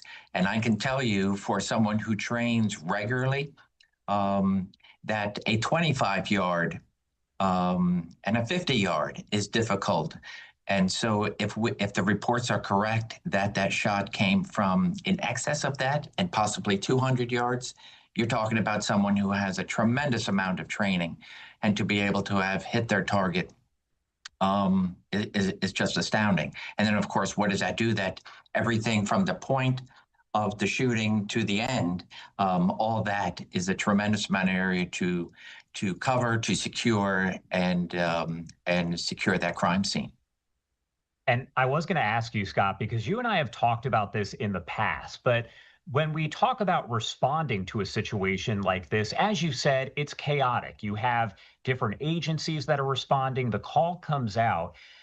When crews are headed out there, when law enforcement is headed to a location like this, do they do anything differently if they know exactly what's happened or if they get a call that, could be a hoax call? Because as all of these calls are coming in, you have witnesses here who are saying, this is what happened, here is the victim. That's not always the case. Yeah, especially in light of the hoax calls that we have seen, very much like the swatting calls, and then to see as in close to me, the Villanova University hoax call, what that does to everybody that's involved. Not only the thousands of people that are in attendance on campus here for Charlie Kirk or elsewhere, where you have law enforcement that when they are responding, it is an active shooter. And so thereby, like anything else, whether it be in a school, a business, they are heading to neutralize that threat. And when that threat, if the reports are correct, is at such a distance, and that is a good distance. That is not your typical individual that's going into a crowded area and indiscriminately shooting because their goal is to do the maximum amount of harm in the shortest period of time. And so here it looks like it'd be interesting to see what was the lie in wait aspect. Was this person able to get into what is probably an outer perimeter? No doubt in my mind, between knowing that Charlie Kirk and has some level of security, probably not only personally, but obviously campus security, being mindful that somebody is coming onto this campus and there's going to be opposing views. And so thereby there is that standard security, just kind of watch the area, the perimeter close to the stage. When you're talking 200 yards, that is probably not secured, especially in a situation like this where we're not talking about an individual like the President of the United States, where that wider perimeter is secured. So it will be very telling to see how long this person was able to be in their position, lie in wait, and then ultimately where were they caught if those reports are true about a subject in custody, or at least for questioning.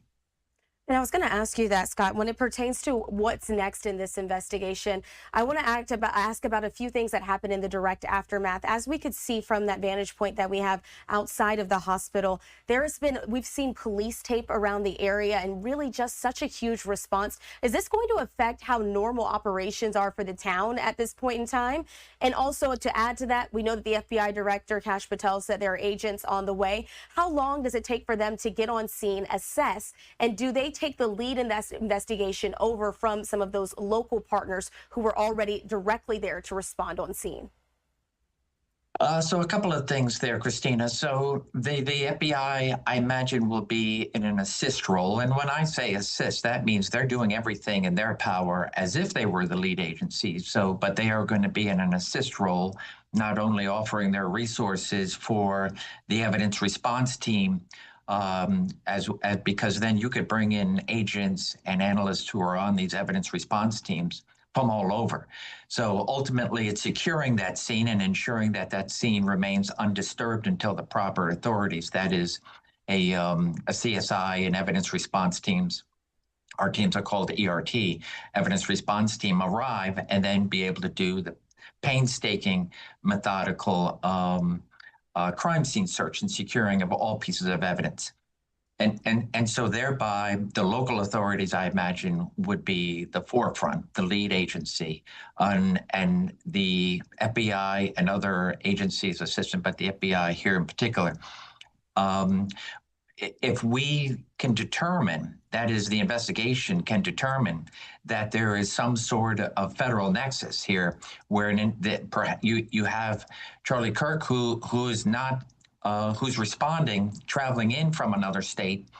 Everybody knows that schedule, and then potentially the shooter also traveling out of state. And so ultimately, there are a few things that will be in place to determine if, in fact, this goes to an FBI-led investigation, because those interstate aspects are quickly determined to be involved.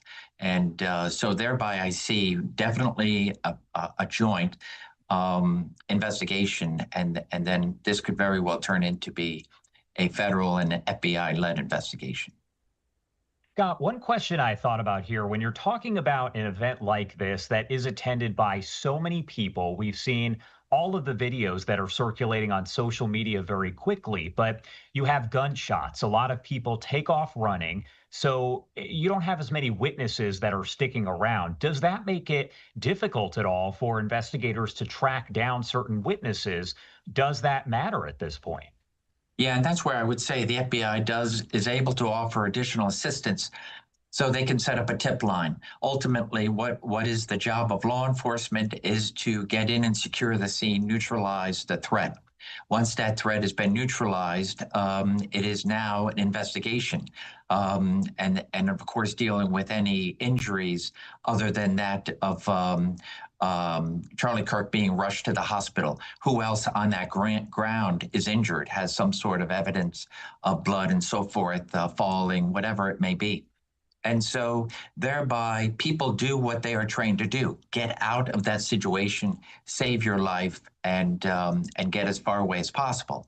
Then once that is considered, hey, it's secure and no additional threat remains, then law enforcement wants to speak to those people who are ideal witnesses, who might have been able filming with their phone, and so have pieces of evidence captured on camera that might not otherwise have been captured by anything that is on campus.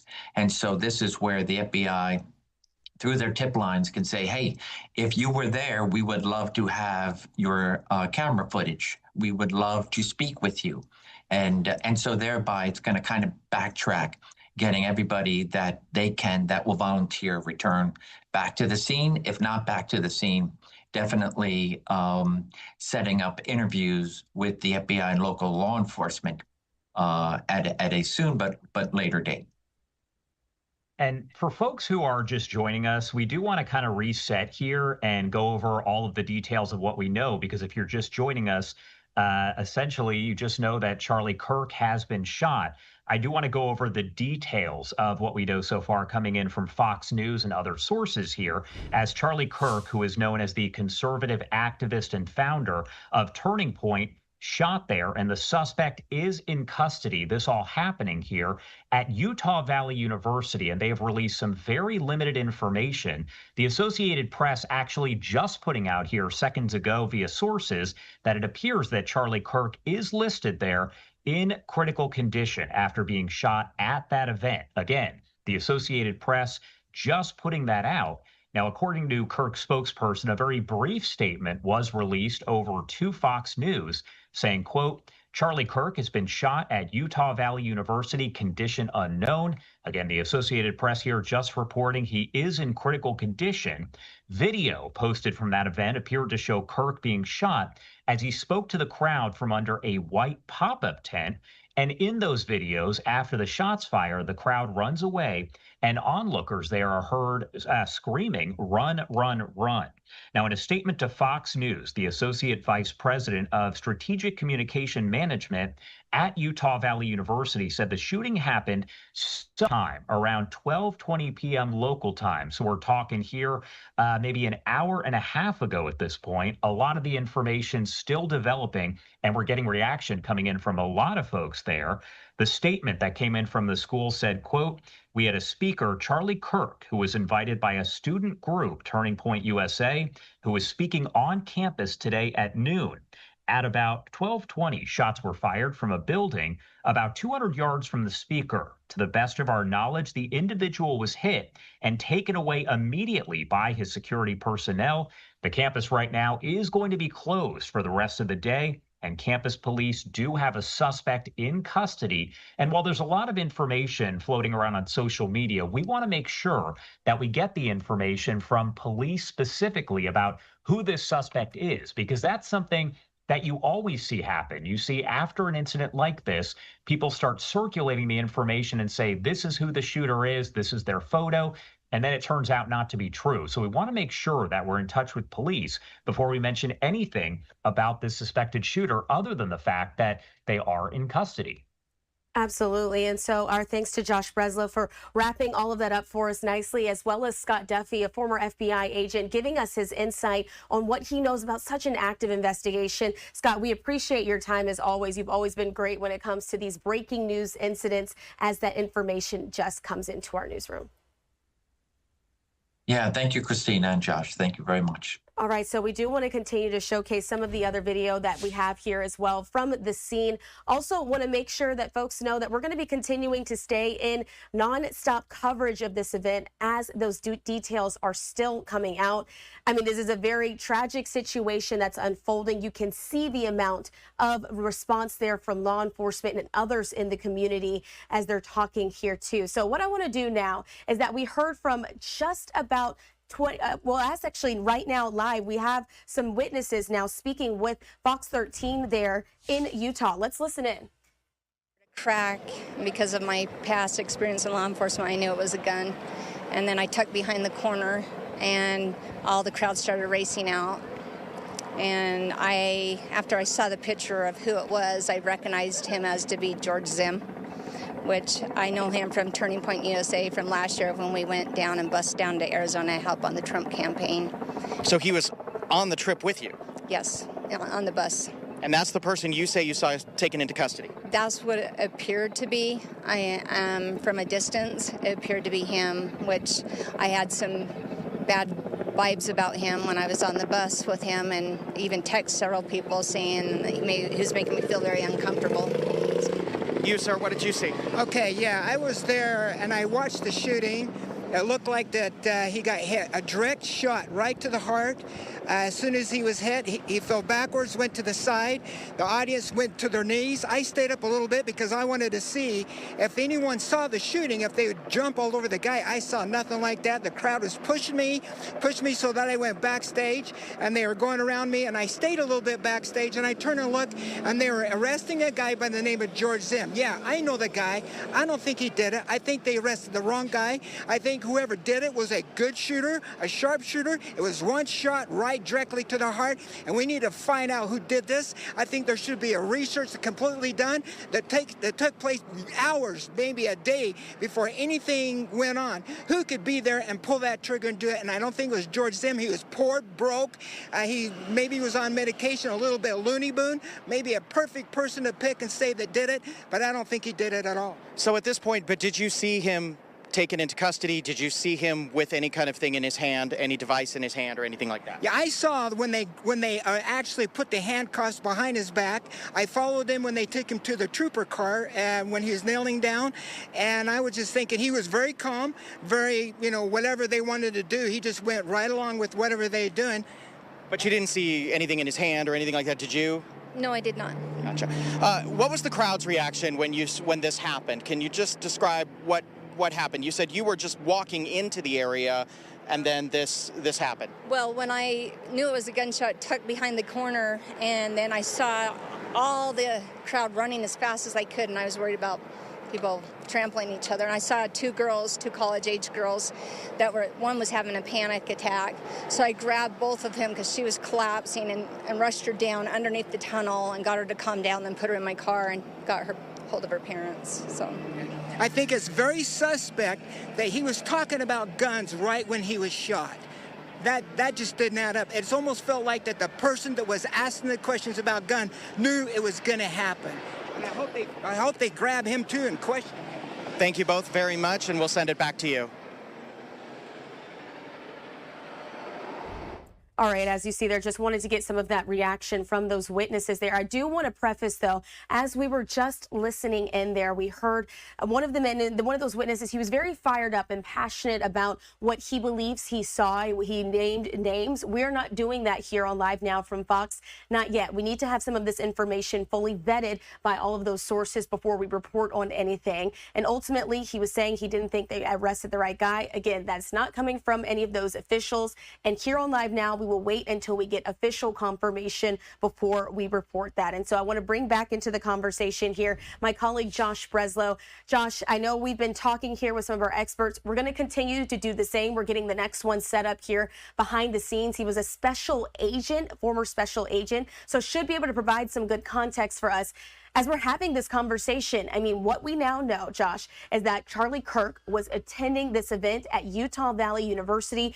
He was on stage underneath a white tent when he was shot. And so you were talking about some of those updates that we also got there from the Associated Press. So we'll continue to take a look here at this shot outside of the hospital where Charlie Kirk has been taken. Again, we have this from the Associated Press, and then Josh will continue to give us those details as this is now being reported. But again, Associated Press saying Charlie Kirk is in critical condition at the hospital after being shot at Utah Valley University. This is according to an AP source.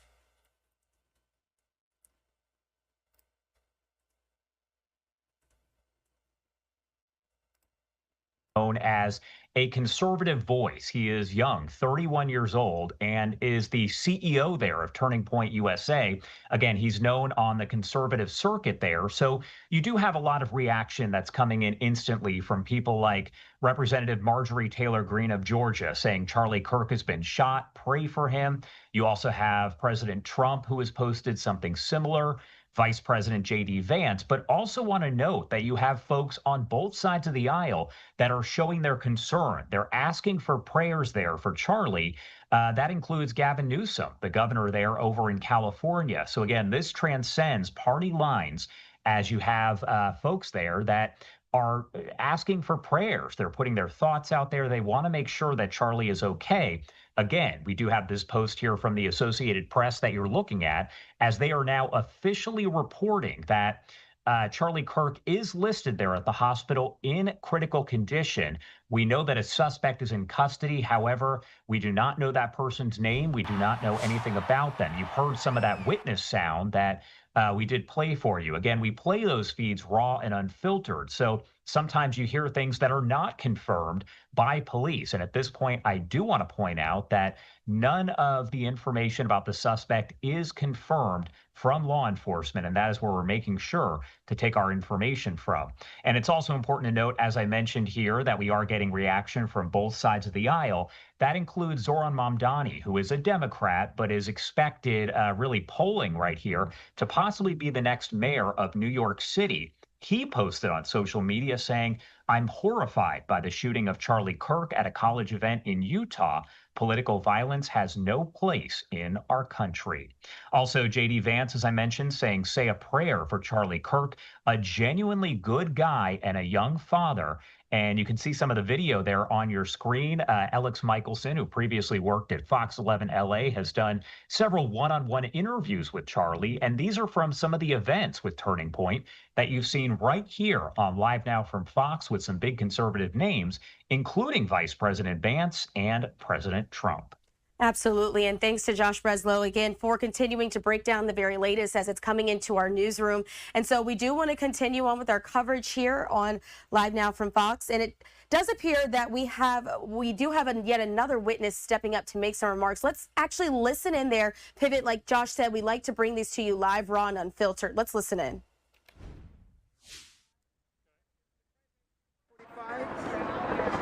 Hold on to that for me. Maybe take a good step to your left just to get you in the sun. Come over here a little bit more. There you go. You can look right at me. Try to ignore this camera. Let me make sure I've got your mic turned up. That would help. And so as you can see, he's speaking to this witness before he's able to talk to him and get his answers. But I just want to make sure that we're able to hear all of those vantage points here as this is coming in. Let's continue to listen here. I was watching him. I was probably about, if you look at the stage and you look at about maybe 3 o'clock from his position, about 3 o'clock, 2:30, that's where I was. I was right at him, and I was looking at him when I heard like it was a direct shot to the heart. It looked like right where his heart is, it started going red. He fell back and went to his side. And then I looked down at the crowd, and it looked like the crowd, they all went to their knees really fast. I kind of did go to my knees as fast as everybody because I wanted to see if anyone who was close to the shooter would be trampling all over that person. And I saw nothing like that at all. It just, everyone had dropped down, and for a few moments, they were just not moving. Then people started getting up and moving, and the crowd started pushing me, and they pushed me so that I was basically backstage. And then when I was kind of backstage, I was kind of there, and I turned and looked, and they were arresting a guy by the name of George F. How do you know him? I just know him through, I've seen him at different events. He was always a person that would go to Trump rallies and all kinds of political events. He was always there. And he would always make his way. He was always there for people that were running for different positions in government, whatever. So he's just kind of I think he's kind of popular. He was just kind of, but he's not altogether. He was being arrested very calm. They arrested him, they took him. And you're confident it was him? No, I'm confident of who they arrested. They arrested a guy by the name of George M. Well, I'm not saying he was the shooter. You're confident that's who they were arresting was this George? Yeah, who they arrested was George M. Oh, yeah, because I know him. I saw him. Right? But you're not saying he's the shooter? No, I'm not. I want to make sure we're clear, so we don't want to, falsely accuse someone of this. Right. So, in my opinion, I don't think George M. was the shooter. Okay. This would have had to been a direct shot to the heart. Had to been by somebody. All right, as you see there, just yet another witness, again, speaking on what they believe they saw. Again, none of these reports are confirmed. We did want to just make sure that we're continuing to get some listen into those who say that they were there at this shooting as it was happening. And so now I want to bring into the conversation former FBI Special Agent Miguel Clark. Miguel, thanks so much for being with us here on Live Now from Fox. It's been a very busy last few hours as we're breaking down the very latest as it pertains to the shooting there with Charlie Kirk. From what you've heard so far, as we're just now here entering a new hour, we do know that he was attending an event at Utah Valley University. He was a speaker there, and they believe that there was a huge crowd of people there to attend and watch when this happened, when he was shot. So what is your first take? What should we be looking out for as we're continuing to wait for these details to come into our newsroom? First thing, they're going to want to secure the scene, if that's at all possible. I heard that there was not really an evacuation order, but some information was provided. Hey, you need to leave campus, that classes have been canceled for the rest of the day. So you got to secure the scene. That's the first thing. Then the second thing, you're going to really start looking for any forensic evidence that's going to be left behind. At the scene, we know there's a gunshot that's taken place. So I'm going to be looking for casings. I'm going to look for anything that the shooter may have left behind, start to get an idea as to how far away the shooter was, what kind of talent and expertise is going to be required in order to be able to make a shot like that reliably and accurately. From what I understand, there was only one shot that was heard or that was recorded and is now being reported. So, that person had to have some degree of training and, at least a weapon platform that allowed for a certain amount of accuracy. Based on the people that I saw at the scene, we're looking at probably at least 40 or 50 yards. That's what it seemed like from the pictures. So that takes a fair amount of talent. That is not something that you're going to be able to do randomly without practice. And Miguel, I was going to ask, when you're talking about something of this magnitude, Christina mentioned we've got a large crowd that's gathered there. They're very close to Charlie Kirk. He's doing his event that is all about answering questions. People can try to stump him, all of that. And then this happens there. How difficult does it make it for law enforcement? Because it's essentially chaos. It is going to be chaos, but law enforcement has a lot of experience in responding to these types of things. Does that mean that every bit of evidence that's available to be collected can be or will be collected in this instance? Probably not. That scene would have had hundreds of people in that scene, so they have the ability to have inadvertently impacted some of the potential forensic evidence that the scene would have had if it had been a pristine scene with nobody and no barriers between the shooter and the victim, in this case, Charlie Kirk. But it's going to be a challenge either way. I have to ask you, Miguel, as we're still continuing to look at this scene that's outside of the hospital, it's really heartbreaking to see the full response there. Really looks like it's an all hands on deck effort. But before this event took place, we do know that Kirk was speaking there at a debate that was hosted by Turning Point USA. The event at UVU had been met with some divided opinions on campus, as it's been reported by the Associated Press. In fact, there's an online petition. We saw it here on Live Now that was calling for Forum University administrators to bar Kirk from appearing. It received thousands of signatures, but the university did issue a statement last week citing First Amendment rights and affirming its commitment to free speech, intellectual inquiry, and constructive dialogue.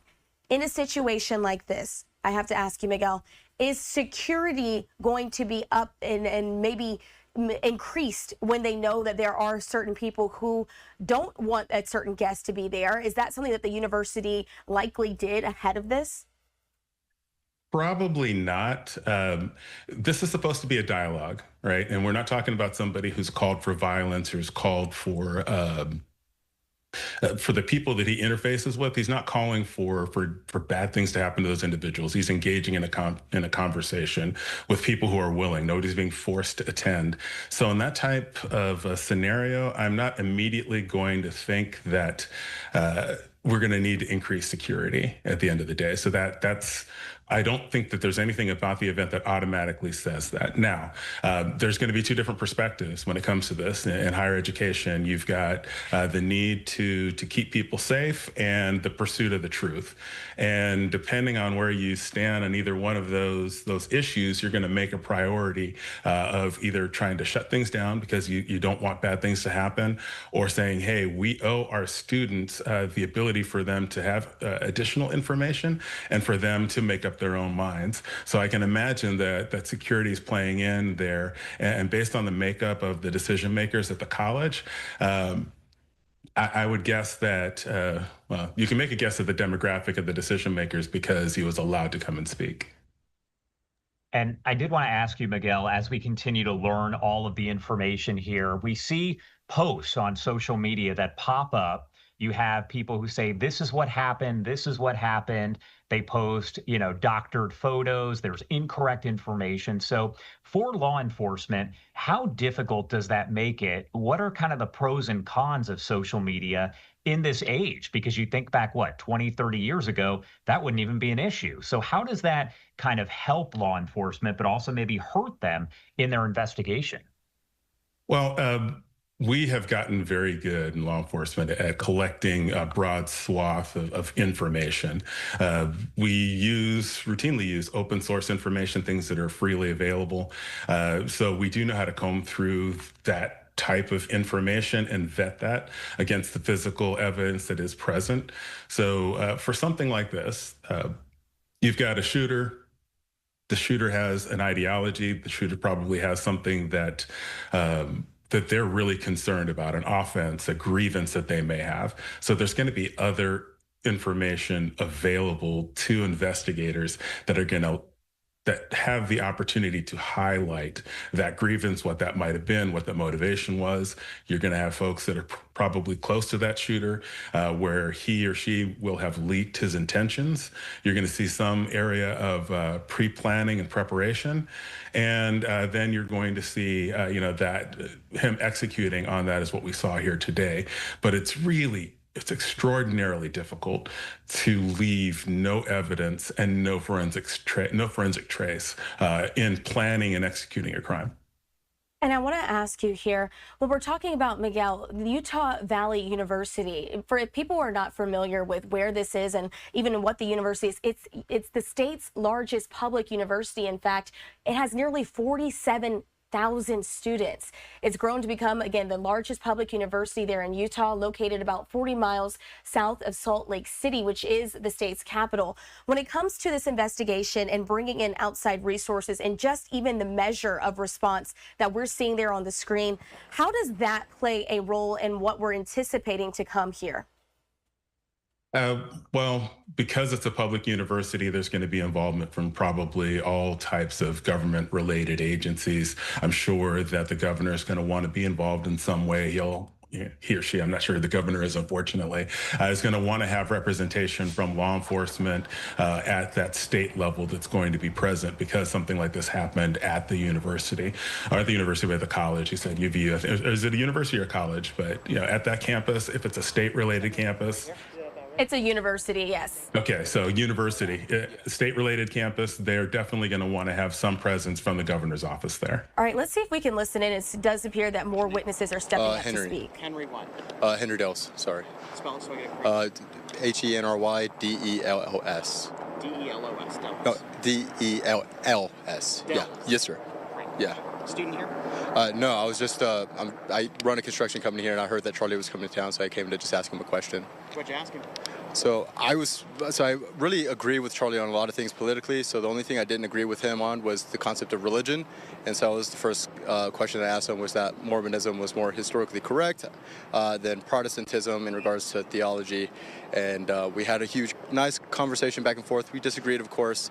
And then we kind of just ended it at that with the historical evidences. He tried to hold to the Bible a lot more in regards to archaeological evidences, which is not really what I was asking. But after I got done talking to him, I really couldn't exit because there's such a big crowd.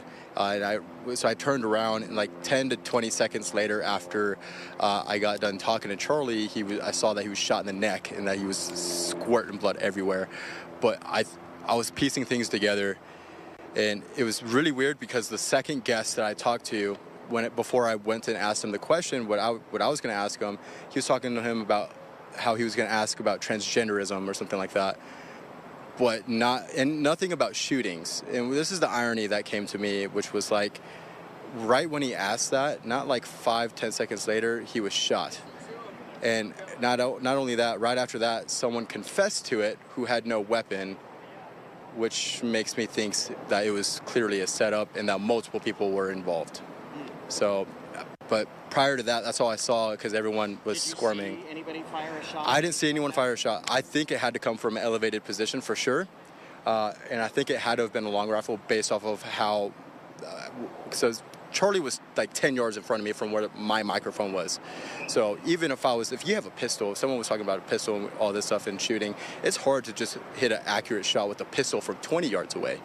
So it sounded like a .22 rifle, to me, my perspective, but it had to have come from an elevated position. It couldn't have been anywhere. Someone would have saw someone pull out a gun, and the person that confessed didn't have anything on him. So they're still looking for the shooter right now, is what a firefighter just told me like about 10 minutes ago. Yes, sir. Yeah. Thank you so much. Yeah, Appreciate it. Sorry I had to go through that. No, it's all good. Yeah. Thank you. Yeah, thanks. All right, as you see there, I mean, we want to keep bringing you these witness testimonies as they're coming into our newsroom, because really that's the most updated information that we can get based on folks who may have been there and seen what happens. But as you can see, a lot of unconfirmed reports out there. Miguel, as you can see, there's a lot of people who say that they may even feel like the person who is in custody, we know that that's the case. Is there a possibility that there could be the wrong person in custody? Again, officials are not saying that. We're just hearing that from a few witnesses. Want to clear that up. We're not reporting that here on live now, but as an investigation goes, how careful do you have to be when taking somebody into custody to accuse them of a crime like this? Extremely careful. The first information that happens after an incident is notoriously unreliable. It changes often. So in crisis negotiations, we really try to keep people from reporting things, speculation as it relates to that, because that information almost always changes. And if the information itself doesn't change, the context in which it's provided will absolutely change within a 24, 48-hour period. So there are definitely going to be some challenges that law enforcement's going to have. But the bullet and or bullets that did hit Mr. Kirk will have some physical signatures associated with them based on the type of weapon that was used. So be able to track back where that weapon was purchased and try to get an idea as to where what ammo was it, where it was the ammo purchased, all that information. This just happened around 12:10 local time, so about 2:10 if you're on the East Coast here. So we're talking about maybe just 2 hours ago. How do you feel based on your investigation, your skills, your background here? What do you think about the flow of information from law enforcement? Each situation is, of course, a different one, but how do you feel about what we've learned from investigators so far compared to other situations that have been fairly similar? Well, I think you're going to look at, you need to look at the individuals who are making the comments. When you look at those individuals, look at their roles, they're going to have a different risk tolerance depending on whether or not they want to be first or whether or not they want to be right. And I don't think there's any right answer when it comes to these types of situations, right? You have to resist the compulsion to get out there and start talking before you know what happened. If you look at the standards for law enforcement, especially with how prevalent information and how quickly information travels, I can see law enforcement being reticent to make statements before having things that they can certainly and they can definitively say. So I think that within the next probably 30 or 40 minutes, you'll probably see somebody coming out and giving an hourly update of some sort based on the state of the investigation. If not hourly, then maybe every 2 or 3 hours, just talking about how the investigation is progressing. Right now, law enforcement officials are wrapping their heads around just how prevalent this story is. If this is a local story, you probably don't need hourly updates. If this is a national, possibly international story, they're going to want to start getting into that cadence of doing those types of updates. The other thing, the responding law enforcement agencies, their media preparations are what's being tested now. So I wouldn't really kind of think too much from a law enforcement perspective of the agency itself, but the media folks that they do have that are present, that are currently working now, based on how experienced they are and how just with the tolerance of the office as far as from a risk standpoint, those things are all coming into play right now as they determine what needs to be said and when. And I have to ask you, Miguel, as we're still seeing some of these law enforcement, I mean, that was a large gun that he's now putting into his car while he's there at the hospital. Is it important that law enforcement remains vigilant even at this hour after this attempt that we now know at this point on Charlie Kirk's life? Do they need to be more vigilant there while he is inside the hospital, still staying on edge at any point? I think they probably have a very well-established perimeter right now because they know that this is an individual who is a target of violence. It's been completely reframed now what the security situation was and is. So they're not taking any chances as it stands right now. The fact that it's a long gun that we saw getting taken away is not surprising. You would need to have a long gun to be able to make a shot with that level of comfort and accuracy. So that, again, not surprising. We've had 2 different reports, one saying that he was shot in the heart, another person saying that, that it appeared the wound was in the neck area. So based on where he was hit and the caliber of round that was used, you're going to have some very good ideas as to how survivable that wound or those wounds may be. And my last question for you, Miguel, right here, as we continue to take this live look outside of the hospital, waiting for more information on the condition of Charlie Kirk. Again, at last check, the Associated Press saying that he is listed there at the hospital in critical condition here. What do we need to be watching for as we see the next hours, really minutes, and days progress in this investigation? You should be looking for a more positive identification of the shooter. So probably name, description. You'll start to see family members and friends that will be not really coming out of the woodwork, but kind of emerging from the background. You'll probably see that. Of note, this attacker was not looking to get caught and was not attempting suicide by cop either. It appears now that they're actively trying to avoid getting caught. So now I'm starting to think about either potential co-conspirators preceding the event or co-conspirators now after the event has taken place. All right, as you see there, we certainly appreciate you for being with us here on Live Now from Fox. Miguel Clark, former FBI special agent, really here to help us break down the very latest. It's a developing situation. As Miguel said, we need to be listening and waiting for that official confirmation. Don't listen to so much of the fodder that's out there on social media or on the internet, as we want to make sure we get the details directly to you. And in fact, we do want to re-rack that for you here on Live Now in case you missed it. I want to give you an update on what we now know. If you're just now joining us, I want to let you know that we are continuing to follow the update here as Charlie Kirk is now in critical condition after he was shot. Now, this has all happened on the campus of Utah Valley University. He was speaking at a debate that was hosted by Turning Point USA. That event there had been met with divided opinions on campus. In fact, even an online petition calling for university administrators to bar Kirk from appearing received nearly 1,000 signatures ahead of this event. But at this time, Kirk has been taken to this local area hospital, as you see there, and is currently in critical condition.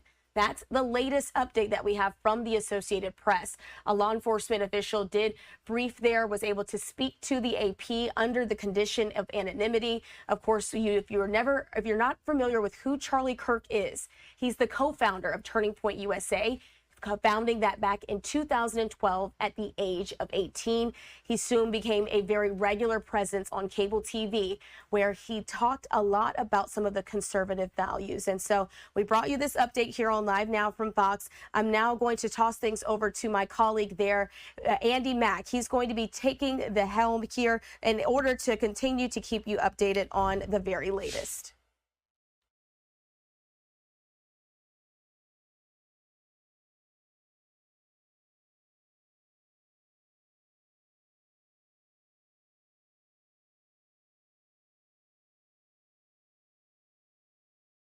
All right, as we continue to monitor this developing story at Utah Valley University. All right, thank you to my colleagues, Josh Breslow, Christina Evans, for continuing to dive into the latest. A very dynamic situation here following all of these top headlines. Of course, Charlie Kirk, the CEO, co-founder of the conservative youth organization Turning Point USA.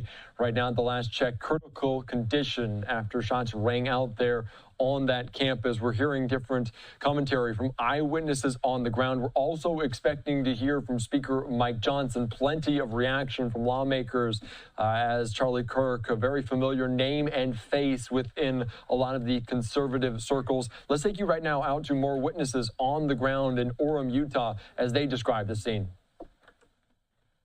My thought, at least. So, how long would you say it took for everyone to get out of the area? Probably for a little bit. I think maybe up to 3 minutes, 4 minutes. Yeah, everybody was packed, and there were only two entrances, basically, of what I've seen, on the right side and the left side. So it took for a while, and there was a big chunk of people gathered together, and they were trying to leave throughout the door. So yeah, it was there for a while. Some people were actually trying to find who was a shooter there, and they were screaming and yelling, and yeah, but I was just trying to get out of the scene super quick. So have you been able to make contact with anyone you were with? I have. Everybody's safe with their families and friends. Yeah, and I called them, and they asked me if I was okay, and I'm fine, and everybody's doing okay. So yeah. One shot. Yep. I just heard clear shot. Boom, and that was it. Yeah. And I mean, as we're waiting for more information, what's kind of going through your head as you want more information too? Yeah, right now, like I said, I'm trying to digest everything, so I don't know if I can take more information down right now. But as soon as I know, I just hope everybody's safe, and especially a significant individual like Charlie Kirk that is willing to open up and speak at a university like this. I just hope everybody's okay. Yeah. Well, thank you, Andrew. I appreciate you talking with us.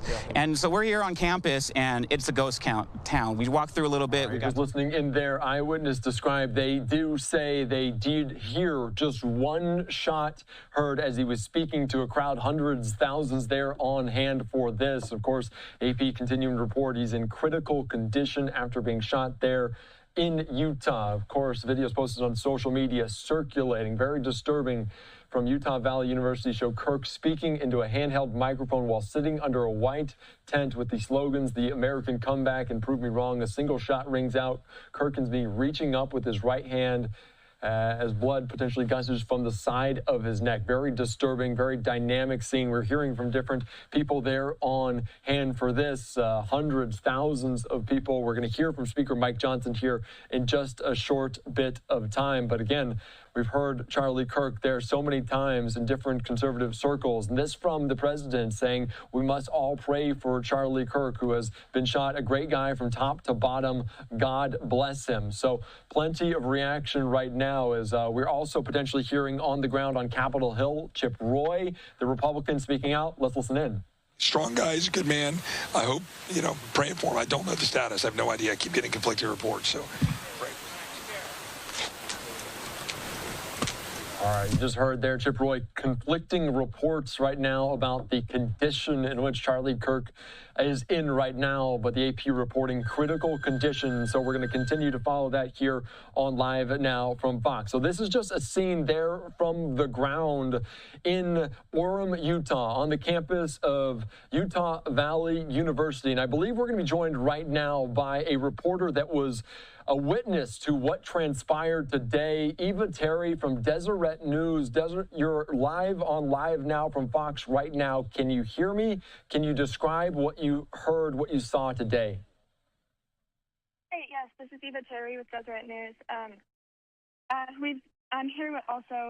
I've been here all morning with another reporter named Emma Pitts, and we were here an hour before talking to students. It was a really exciting, upbeat atmosphere, and there were a lot of underclassmen there. We talked to quite a few freshmen who were just really amped up and excited to see him. And then he got through his first question, and then at his second question, it was about the student asked him a question about how many transgender shooters there had been in U.S. history, and he responded. The student asked another question. Charlie Kirk went to go pick up the microphone, and that's when he was shot. It looked like it was on the left side of his neck, and it was pretty bloody. He lifted his arms up a little bit, and then he went limp and he fell. And then all of the students, everyone in the audience, the big amphitheater, we all crouched down.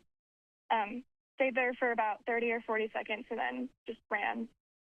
Yeah, I can only imagine. We're seeing on social media some of those chaotic moments in the immediate aftermath. How far away were you from Charlie Kirk when you heard that shot ring out?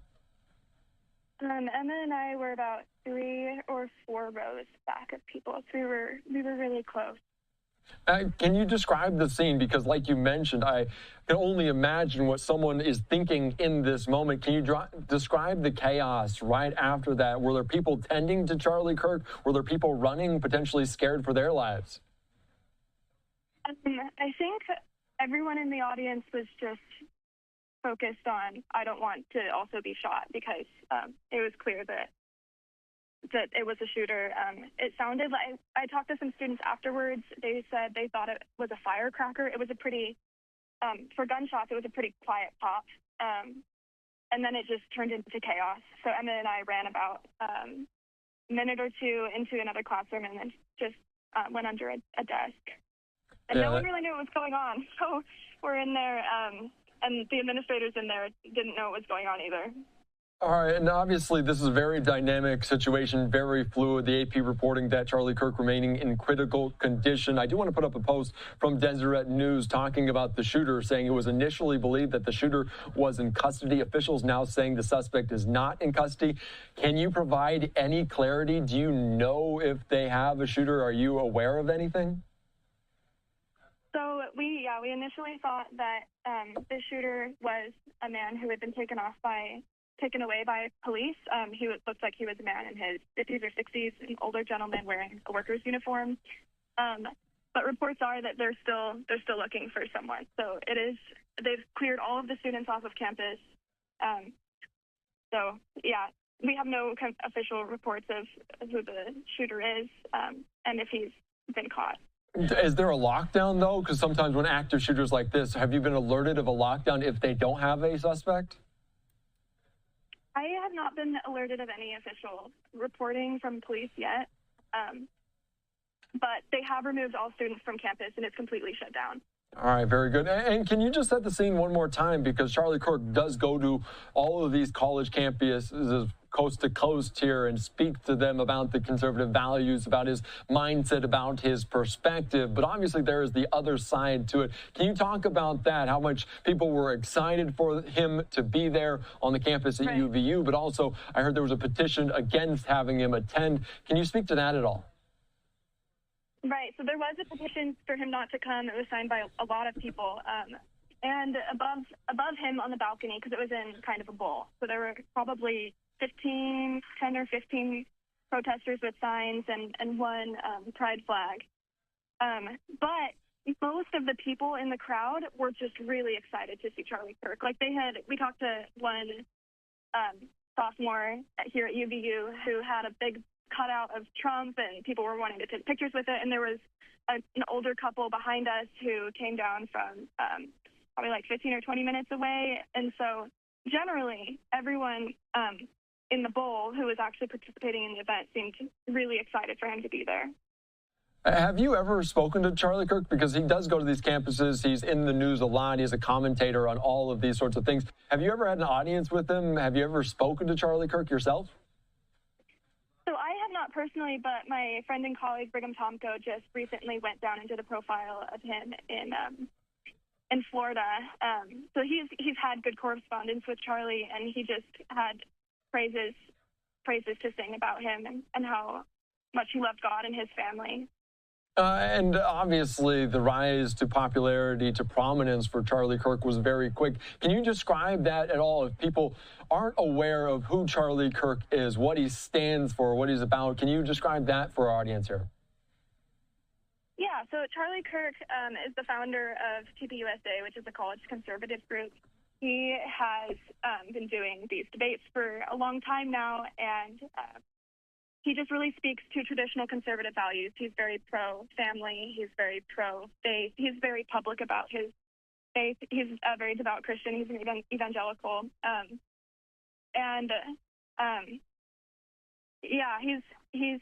He's been kind of an icon for college students, especially here at UVU.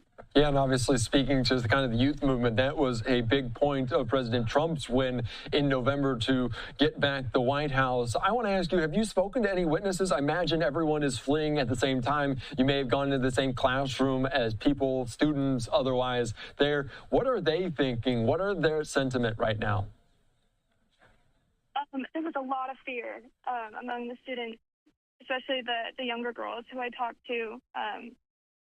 I got some videos from students that they had taken on their own phones, and you can see people just cowering. A lot of fear, but then there also just seems to be there was a lot of patriotism before. So, yeah, across the board, it was very positive beforehand and very somber afterwards. Yeah, and as a reporter there on the ground, Eva Terry with Deseret News, what questions do you still have? What questions do you want answered after this moment? Because there is certainly going to be reaction, fallout from this. When you think of what comes next and what you want to ask of authorities, because I imagine there's going to be a press conference, you will likely be present for that. What do you want to know? Well, first of all, I think it's very important to know who shot Charlie Kirk. What is his history? Has he been arrested before? If he has been arrested before, why was he able to come? So a lot of questions around the shooter himself or herself, whoever it was. But aside from that, just also what universities are going to do moving forward for events like this. I think it's really important to have debate with conservatives and across the whole political aisle. So yeah. Moving forward, what is that going to look like? Yeah, and that kind of, I just thought of that question about that security on hand. Did you see police officers? Was there a security presence at this event at all? I imagine, obviously, he's just a commentator. He's not necessarily a lawmaker, wasn't voted into office in some sort of way, which would have potentially protection. Was there security around?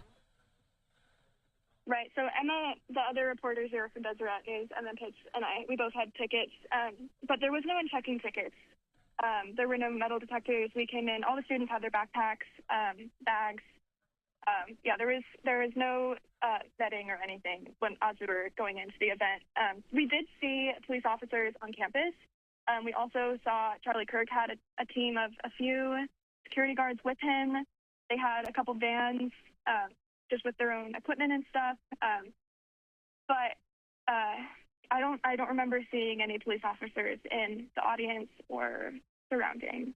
All right, very good. Eva, I know you got to get back to work. You are on the ground there. I can only imagine what's going through your head, your heart rate at this moment. But please be safe. Thank you so much for joining us here on Live Now from Fox.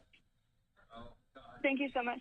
All right, thank you so much. All right, great conversation there as always, as we were just speaking with a reporter from the Deseret News, Eva Terry, on the ground as well, with other reporters on hand for this, including her colleague Emma Pitts there on campus. So let's just continue following. We see this security there as well. Plenty of SWAT teams now arriving at it. And I do want to put up just more social media reaction, including coming in from the wife of Charlie Kirk here on social media. This courtesy of Fox News, as Erica Kirk reciting a part of the Bible, line there saying, Psalm 46:1, God is our refuge and strength, a very present help in trouble. So as you can only imagine what's going through their mind at this time, posting this here on social media. So we're following it very closely. We're also hearing, like we said, different reports coming in about whether or not a shooter is in custody right now. But the latest check from UVU,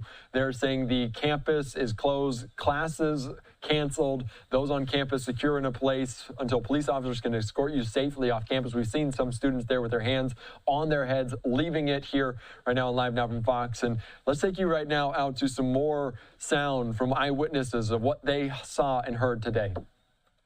Before, and I never want to experience ever again. You know, it's just terrible. May I get your name, sir? It's Luke Kimmel. Luke? Yes, sir. Okay, thank you, Luke, Yes, very sir, much.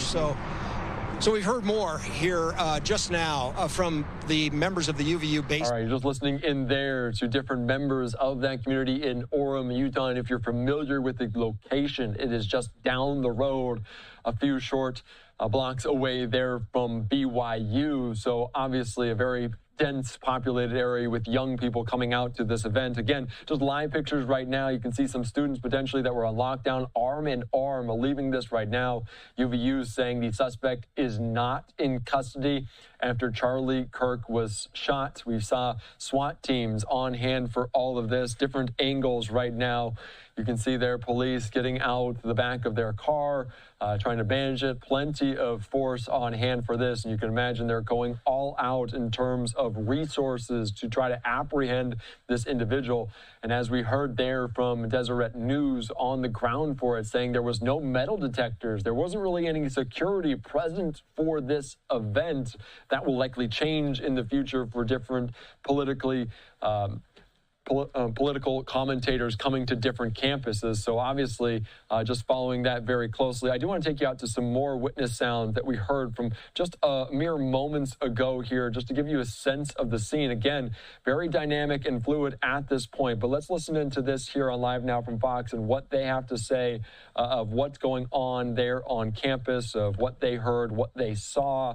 Of course, still very uncertain in some of the kind of outcome of all of this. Right now, reporting AP is that he's in critical condition. Let's listen into some of this here on Live Now from Fox. What happened? Well, I can tell you that us standing in the question line, there were a bunch of different people with a bunch of different people. Sure. Who were all talking to each other. I was helping a person of a different viewpoint actually role play to ask Charlie Kirk a question. We were all laughing, joking, sharing, asking each other, what's your question? What's your question? And all the shooter did today is take the ability for us to come together and share different discussions, and they completely took that away from us. And anybody that has any idea of doing something like this in the future, that is all you're doing is taking away our ability as Americans. Myself as a veteran, I love situations like this where different people can come together with different viewpoints, and all you did was strip that ability for us to talk and have discourse and share ideas with each other. You stripped that away from us and just drove us further apart. What did you see when you were in line and the shooting happened? Kind of describe that. We were all watching Charlie. The first question was a question about LDS, which, of course, you know, typical Utah, right? Of course. Sure. Oddly enough, the very second question that was asked when it happened had to do with transgender shooters, right? And I'm not saying that the shooter was transgender. I have no idea, and I don't think it's right for anybody to speculate as to whether or not that shooter was transgender. But conveniently enough, the very question that was being answered while Charlie got shot was a question about shooters and transgender. And the fact of the matter is that the shooter has issues. It's not whether or not they're transgender. It's not whether or not they're white, black, yellow, orange, green, like guys, like girls. What matters is the fact that this person has issues, that they feel murder is the way to resolve those issues. Listening in there, talking about the exact question, talking about shooters and active shooter situations. That was a question to Charlie Kirk there on the campus at UVU as that single shot rang out, striking the conservative commentator in the neck. And we are still monitoring what condition he is in right now. Critical last check, and at last check also a Suspect has not been apprehended by authorities. As we're following all of it here on Live Now from Fox, and different lawmakers responding. This is a live picture right now there in Washington, D.C. We could get some comments from Speaker Mike Johnson here in just a little bit. We'll keep an eye on that. Until then, let's bring in right now Deseret News reporter on Capitol Hill, Cami Mondo. Thank you so much for joining us here on Live Now from Fox. We just spoke with your colleague on the ground in Orem, Utah. What's the scene? What's the feeling right now in Washington, D.C.? I understand there was a moment of silence, a prayer on the House floor. What can you tell us?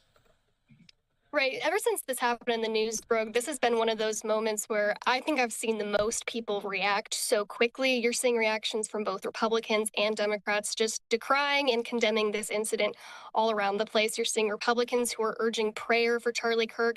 His condition is not known, and House Speaker Johnson, like you just said, just held a moment of silence and prayer on the House floor. Everybody across the room, Republicans and Democrats, including reporters and even just guests, took a moment and stood up for this moment. But as of right now, the details are not really known, but it's clear that this is a very somber moment. Yeah, obviously very somber moment. We potentially could hear Speaker Mike Johnson there at the microphone provide an update. Can you talk to us about how close some of these lawmakers are to Charlie Kirk, his influence on them or the other way around? How important, how much is Charlie Kirk moving the movement in the GOP party? Absolutely. Charlie Kirk is one of those, household names that you don't really see in this kind of conservative media landscape, but he is very close friends with a lot of lawmakers. Senator Mike Lee from Utah just spoke with him over the weekend, actually, was on a guest on his podcast. You see a lot of Republicans who speak with him, whether it's on his podcast or they do events with him. And so there is a sense of sadness, obviously, from these Republicans, but even some of them are a little bit angry, it seems, that, this political violence that's affecting, one of their friends. And so I've seen a lot of staffers who have also been really upset about the news. And so it's really just touching pretty much everybody on Capitol Hill right now. Yeah, we talk about that quite a bit, especially after the 2 attempted assassinations of then candidate Donald Trump.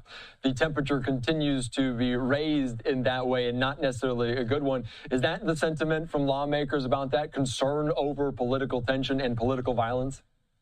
Absolutely. The comments that we got from Speaker Johnson just briefly going into the House chamber is that, he was kind of lamenting that this scene of political violence that, as you've said, has become all too common. It's something that he says this country just shouldn't be known for. This isn't who we are, and that we really need to find a turning point where this no longer is the case and something that, we're no longer just accustomed to. And so that's definitely something that I'm sure will even be part of the conversations moving forward. Everyone is just really upset. I'm sure you'll see a lot more as this news kind of settles in and we know how Charlie Kirk is doing. Yeah, that is so very true. I want to continue to get your reaction because we're hearing from President Trump on Truth Social saying that we must pray for Charlie Kirk, who has been shot. A great guy from top to bottom. God bless him. We're also hearing from the New York Post reporting that they spoke with Trump asking about Charlie Kirk. He says he's not doing well. It doesn't look very good. Trump is feeling how close is President Trump to Charlie Kirk? President Trump and Charlie Kirk do have that really interesting relationship where they are very close. Charlie Kirk is one of those people where he was very close to him, especially on the campaign trail. It was something that was very, not only strategic, but, they genuinely like each other. And it's someone that Trump will speak highly of, just in general Truth Social posts or just off comments. And so this is something where Charlie Kirk is not just a conservative media figure. He is someone who is in these circles. He's very close within these Republican officials. And he's become someone that they know personally. He goes to their events. And so it's something where it's not just, a famous person who gets attacked. It's someone that they know very closely and personally. Did he speak at the RNC? I can't quite remember. Has he been at other prominent GOP functions prior? I'm sure he has. The RNC feels so long ago, even though it was just a year ago. But he does go to those kinds of events often. And, this event that he was at today was part of a national college tour. This was only his first stop, but there were going to be at least 14 colleges across the United States. Even more were going to be added. So he is someone that is very prominent, someone who shows up to rallies alongside candidates. And so he is someone who has become a big face of the Republican Party. That is so very true. And what comes next? Are you going to try to speak to other lawmakers? Is that the hope for you? Yeah, so I think for now, you're going to want to obviously get the reactions from lawmakers. But as the news settles, I think the next question is kind of what do we do about this? How do we stop this from happening? Again, it is something that just becomes all too common, whether it's the 2 assassination attempts against President Trump.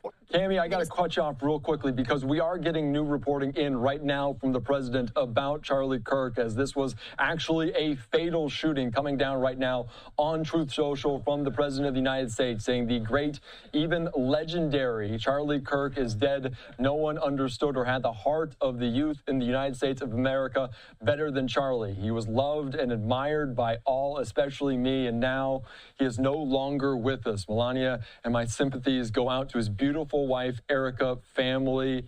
Charlie, we love you. So obviously an unfortunate finality to this as the shooting transpiring at Utah Valley University. I just want to put up just some of these scenes one more time of the suspect still very much at large, that according to the university right now. But President Trump saying on social media that Charlie Kirk, the conservative commentator, is dead. An unfortunate moment here in time as we were talking about the political violence that continues to be heightened. Cami, I'm going to get your initial reaction because we are just following this dynamic situation. It was unfortunate. The video's making the rounds on social media and President Trump saying Charlie Kirk is dead. What are you thinking right now? First initial words, just absolute shock that this happened, this happened so quickly. It was something that was so unexpected. And at an event where, my colleagues had said that there are so many people excited to speak with Charlie Kirk, excited to have the opportunity to hear from him. And so I think that this is just mostly so shocking that this happened, especially, in a red state like Utah. Sometimes, not to politicize anything, but of course politics sometimes makes a headway in it. But I think just shocking is the word to use. All right, very good. I know you got to get back to work. Cami, thank you so much for joining us here on Live Now from Fox as this is an unfortunate tragedy unfolding in Orem, Utah. Thanks again.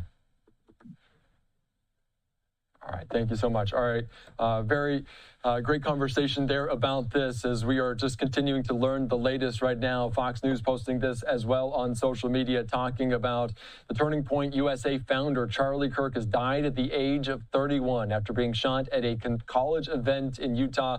President Trump confirming that information. He leaves behind his wife and 2 children. So the unfortunate news that so many people hoping wouldn't come down today, the reality is now setting in, and we're hearing different reaction. Lawmakers that were very close with Charlie Kirk being in some of those circles. We heard Cami mentioned that there was a moment of prayer, a moment of silence on hand at the House of Representatives in that chamber of Congress to pray for him, to think about him in this moment. And now the news coming down.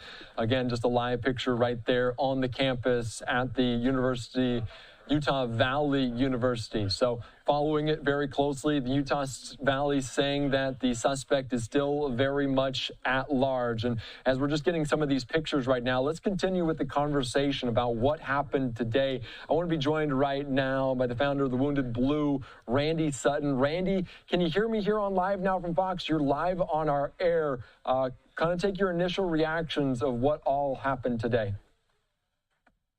Yeah, my initial reaction is that this is another tragic set of circumstances. Charlie Kirk was a hero to many.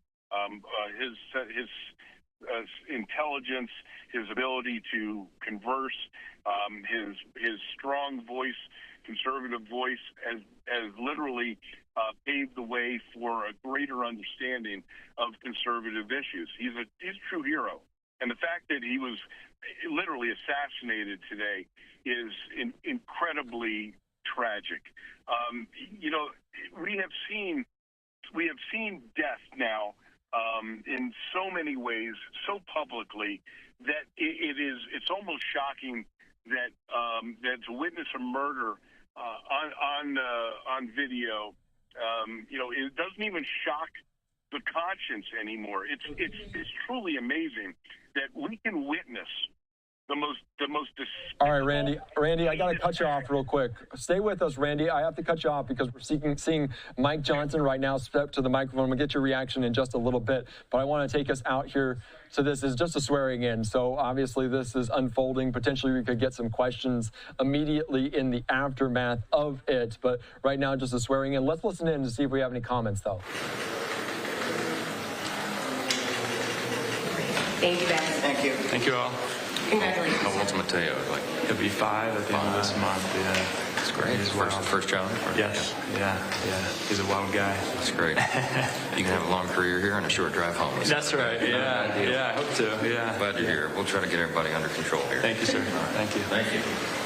Doesn't look like he's going to answer any questions right now. That was just a swearing in of the new member there of Congress. And obviously, he may not even gotten the news as of yet that President Trump saying Charlie Kirk no longer with us, passing away after this fatal shooting at this event there on that college campus in Utah. Again, this is just a live picture right now. Randy, I hope you're still with us. But as we kind of shift back gears to us, this is a very much an active scene, potentially a shooter on the loose, a manhunt right now. What is going through law enforcement's mind? What are they doing?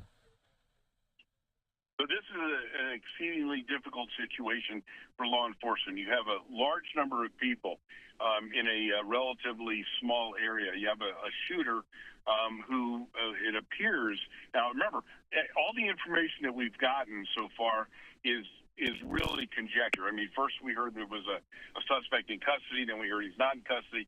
Now it appears that there was a rifle shot. I'm gonna say it's probably a long gun because of the distance that apparently was involved here. So if in fact there's a rifle involved, and where Charlie Kirk was hit is a vital organ. It was a kill shot with one shot. That shows a skill level, and that skill level is something that's going to be examined here by investigators. They have to lock down the entire campus. There's thousands of people there. Did this individual already make the escape and get out of that area? Where they have to locate where the shot came from to find that trajectory. This is a massive investigation. Yeah, and this clearly is a planned assassination. And of course, we're still learning, and obviously the investigation continues. The motive uncertain right now, unconfirmed at this point. We were speaking with different reporters there on the ground, including with Deseret News, saying they had tickets to this event, but no security, no real metal detectors. So it's hard to kind of understand who exactly attended. Does that complicate things in your eyes? The fact that they really don't have a list of people who were in attendance, or they didn't go through metal detectors at all? What will complicate the investigation is the mass amount of people that are there. Now, I think that at most of the events that Charlie Kirk has done, most of them that I have seen have been outdoor events where I don't think they have kept records of people that go there. There would be, sometimes there are ticket sales, but it doesn't mean that they would be keeping records of individuals who were there. Now, if this shooting took place from a building, if the sniper was ensconced in an office or a dormitory, this is key information. Where did the shooter post when before the shooting? How long was he there? There's so many unanswered questions here that this investigation, they're going to have to go through all of the video that was taken at this. There'll be hundreds of videos that were taken by cell phone cameras, which may possess a clue as to who the shooter is, where he was. But this all takes time to unravel. So this is a major investigation that's going to be very, very complicated. Yeah, and they're still searching for him at this point. I do want to put up a post on social media from the governor there in Utah. This coming in from Governor Cox saying, I just got off the phone with President Trump, working with the FBI, Utah law enforcement. We will bring justice to the individual responsible for this tragedy. Abby and I are heartbroken. We are praying for Charlie's wife, daughter, and son. And since this is obviously a conservative commentator, a political commentator, does the FBI take the lead? Is the federal in charge? Who's in charge on the ground right now in Utah, Randy? It would be the local police agency that covers that area, probably Salt Lake Police Department. They would have the jurisdiction here. Right now, this would be considered a state crime. Doesn't mean that we have seen that the federal government is very much willing to step in at appropriate times in order to take over prosecutions, but right now this scene will be covered by the local police. How wide is this net that law enforcement is cast trying to find this individual? Because it was a very cramped area, potentially, as we were talking about it, just some of the social media video coming down about where this shot may or may not have come to. How wide is the net? Are they concerned that they're still on campus? They fled? What's the perspective on that, Randy? Yeah, and that's the crux of the situation is how do you contain the suspect? And this is from the moment that the shot rang out, that's when law enforcement response becomes immediate. But what was the personnel situation there? How many police officers were in attendance? Did they have private security there? Were they able to contain the scene effectively? These are situations where, if the individual was in a building somewhere, once that shot is fired, it in just minutes he could be elsewhere. He could be in a car. He could be off campus, and that, of course, will complicate this investigation even further. Yeah, and that is obviously, it's very difficult in the chaos, the scene immediately after, hundreds, thousands of people on hand for this there on campus. And you mentioned just the amount of social media, the amount of video on hand. For schools that obviously get state funding, potentially get federal funding as well, is there any regulation in your eyes that you can kind of point to that has some of these cameras? Maybe not metal detectors going into some of these places, but are schools at all required to have video camera? Is that something they're going to be leaning on right away? Well, they will absolutely be looking at any security footage that would be from cameras that are on campus. There are no requirements that I'm aware of from a federal level that says, if you're an institution of higher learning, you have to have, so many surveillance cameras. I don't believe that exists. But we all know that, cameras are everywhere at this time, and campuses, of course, have had, issues of violence in the past. So the question is, on the campus of this, remember, this isn't a big university. This is a local college. What are their security arrangements, and what are the surveillance camera setups of that college? These are all part of the jurisdictional questions that have to be asked and examined very, very quickly. And I want to ask you, because the suspect still very much at large right now, a large manhunt right now underway, as of course we are kind of trying to follow it. The very latest is still that the suspect is at large, and potentially if they do apprehend an individual, how do they tie them to this scene if they don't have a gun, or if they aren't necessarily very distinguishable on camera? How do they tie an individual to a crime that was committed? Through old-fashioned police work. That's how they're going to do it. There will be, a massive amount of forensic investigation that takes place as well. The location, where they do determine where the shooter was located, there will be, that area will be examined by forensics. Will the weapon have been left there because the individual didn't want to be seen carrying it? That'll be crucial to identifying the individual. Will there have been any fingerprints? Will there be any DNA?